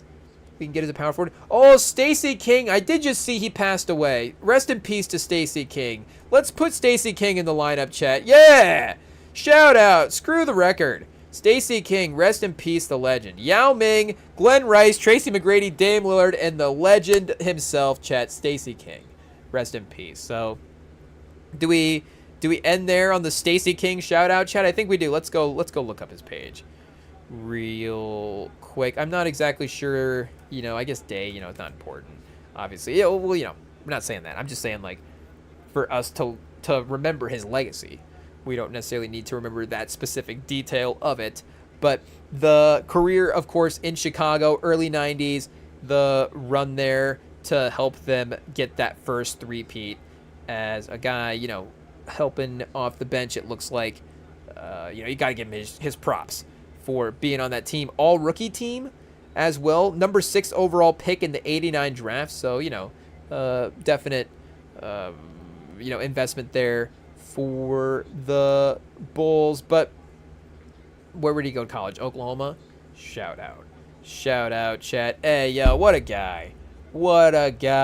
Got Buddy Hield and Jeremiah Fears, following in the path set by Stacey King. I guess, Blake Griffin. Hey, yo, he's pretty good as well, too. Where's our guy at? 14 over here. Shout out, one of the great Oklahomans to play in the NBA. So, yeah, chat, you love to see it. Yeah, 3 titles here, some points, 12 minutes a game in that that third final. So, again, big contributor there for the Bulls off the bench. Love to see it, making our 82-0 lineup to end. I almost wish we would have done better for Stacey King's honor. Chat, hey, yo, let's see if we can make this happen. Can we get a 90s Bulls poll again and get Stacey King in one more time? Let's see if this can happen. Golden State in the 2000s. Okay, not quite, but the era is not too far off. I guess we're in the weird, I guess, do we have Steph? We may have looked this up before. We may not have Steph. Yeah, no Steph Curry. Okay. So we're basically down between Bear and Davis. I think we're down to reshuffle the era. Monte Ellis, I think, is our option. I think if we're going to maximize our Stacey King pick later, I think we're going to want to reshuffle. Oh, we reshuffled the team. Oh, well, it can still be good. Golden State in the 2000s. Maybe not. Let's see what we got here for players. Oh, I guess Durant. We do get early Durant, so we don't need it necessarily to be like 10 Kevin Durant years. We just need a couple of years for him to log the stats. So, and he was scoring right away. So, yeah. Let's go Kevin Durant. Okay, this is perfect. And we have versatility here with his spot on the court. So he doesn't take power forward from our guy Stacey King, but we can play him at shooting guard, chat. And honor PJ Carlissimo, we're putting Kevin Durant at shooting guard. because it is a fictional lineup. San Antonio in the 90s. Okay, we can go Duncan, but we can go David Robinson as well, too, since the 90s were more his decade in a way. And Duncan as a rookie, obviously his stats would have gotten better in the early 2000s there. So let's go David Robinson, even though he would have also maybe had a little bit of a tail off, but he's a center. Wait, so Duncan's obviously going to be only center power forward, right? Yeah, I mean, you're not going to have him as a small forward option, but you never know. The game throws you off sometimes. So let's have David Robinson center. David Robinson and KD, chat. This team is insane. This team is insane. Let's see what we got here. Brooklyn in the 2000s. Ooh, speaking of our guy, Jason Kidd, we might be able to get Jason Kidd. Vince Carter can also be a small forward, but I don't think we've had Jason Kidd in the lineup yet. So let's go with Jason Kidd here. Yeah, chat. Boom. I mean, we can play him at shooting guard if we need to, and then we can move KD into the lineup in a different area as well, too. And I think he perfectly complements each of these guys. Vince Carter, of course, the athleticism between Durant, KD, young KD, and Vince Carter would have been insane. But to have Jason Kidd orchestrating this whole thing, is insane. I mean, you have the perfect playmaker, the perfect center shot blocker, two-way offensive guy with David Robinson here, and then the perfect fourth quarter shot maker with Durant. This is one of the best lineups we've ever assembled. Honestly, this is getting crazy. Washington in the 60s? Okay, is there a sneaky guy here that I'm not considering? Earl Monroe? Earl Monroe. I guess this is where the stats go into play. I'm not sure exactly his year's team's lineup, but I think that might be a good bet. Oh, Bellamy, chat. I guess we already got David Robinson in that spot. Unsold as well, too. So it's going to be Earl Monroe at small forward. Or no, wait, we're going to have to move Durant to small forward. Okay, the PJ Carlissimo Memorial lineup is officially broken, unfortunately. But Earl Monroe's a good bet, and I think a good scoring option next to Kidd, though Kidd, I don't know, we have to go height weight for Earl Monroe here, or the Pearl. I think Pearl might be more of the actual point guard defensively, and then Kidd might be having to take some, like, Kidd would be like guarding Michael Jordan if we were playing the all-time team, or maybe Durant, or, well, I guess we'll see who our power forward is if it ends up being, well, I guess if it's Rodman, that means we're not going to pass on Stacey King. But here we go, chat. Can we get the Bulls in the 90s for Stacey King? Boom, chat. Boom, we did it. Hey, yo, rest in peace, chat. Rest in peace. I mean, I guess we couldn't get this with the Spurs title. We couldn't will a Spurs title, but we do get Stacey King Memorial lineup one more time, chat. Let's see what we got. 57 and 25? What? Hey, yo, we got David Robinson, Durant, Earl Monroe, and Jason Kidd. How are we winning 57 games? Okay, chat, that's broken. Rest in peace to Stacey King. Shout out to the Stacey King family, of course. I don't want to, hopefully that reaction doesn't, align inappropriately with, the news of his passing. But obviously, we're excited to get to shout him out. Probably, obviously, I guess, again, we have to tread lightly how we phrase that as well, too. The appropriate thing to say is, of course, like we're saying, rest in peace and thoughts and prayers with the family, and a great basketball career and great basketball legacy, great personal legacy to go back and remember there as well, too. But yeah, we will be, of course, back for, we'll be here for game 5 tomorrow. No, it is what Belichick voice, chat. We're, on to San Antonio. We'll be back for game 5. Just have poor execution there in the fourth quarter, and De'Aaron Fox really can't be taking that layup. And we pride ourselves on winning on special teams. We didn't win on special teams. I guess Belichick doesn't really break like that. But either way, we'll be back for game 5, meaningless game. But you might as well join us. We'll see what the Spurs do. It doesn't really matter. But otherwise, follow the podcast feed here for normal live stream schedule. I guess maybe a little bit returned once the finals are done, but with the World Cup here as well too. We'll try to learn. We'll try to keep the games going, and we will try to keep the updates as much as possible. Just in case, is anybody else watching this World Cup? We have to keep you all updated with what is going on. But we will be back tomorrow. I guess I don't even want to shout out anybody from the finals on either side. Hey, yo. It is what it is. I don't know if we mentioned this earlier, but we've had this number one Spurs jersey. I guess it's kind of blocked right now by the DVDs, but we've had this number one Spurs jersey in the background here. So, it's flipped around. If it's flipped around to the front side, of course, it's, number one Spurs jersey. It's Victor Wembanyama. But actually, we got this jersey a handful of years back from our guy Billy Buckets, who we were talking about how much we love Lonnie Walker as the face of the team back in the day. And he was like, well, obviously get him a jersey. And it's his favorite player ever. So we got a Lonnie Walker jersey. I think we jinxed him. He ended up getting traded. But it worked out retroactively because, again, Victor Wembanyama became number one. So we have this number one Spurs jersey. And it's kind of like a unique jersey. It's like the last number one ever before, I guess, well, no guarantee now that Wemby gets the jersey retired. But, he'll still have a great career in San Antonio. So you assume, jersey retirement at the least, chat. Hey, you can get your jersey retired without winning a title. That's for sure. But, Lonnie Walker, the last non-Wemby Spurs one, potentially, that we had. But, yeah, we had to flip it over and let them know it was a Lonnie Walker today, chat. Hey, pause. It is what it is. Though, again, we're still Spurs fans. We're still Wemby fans. We're still believing in the team. But, it's painful and pause.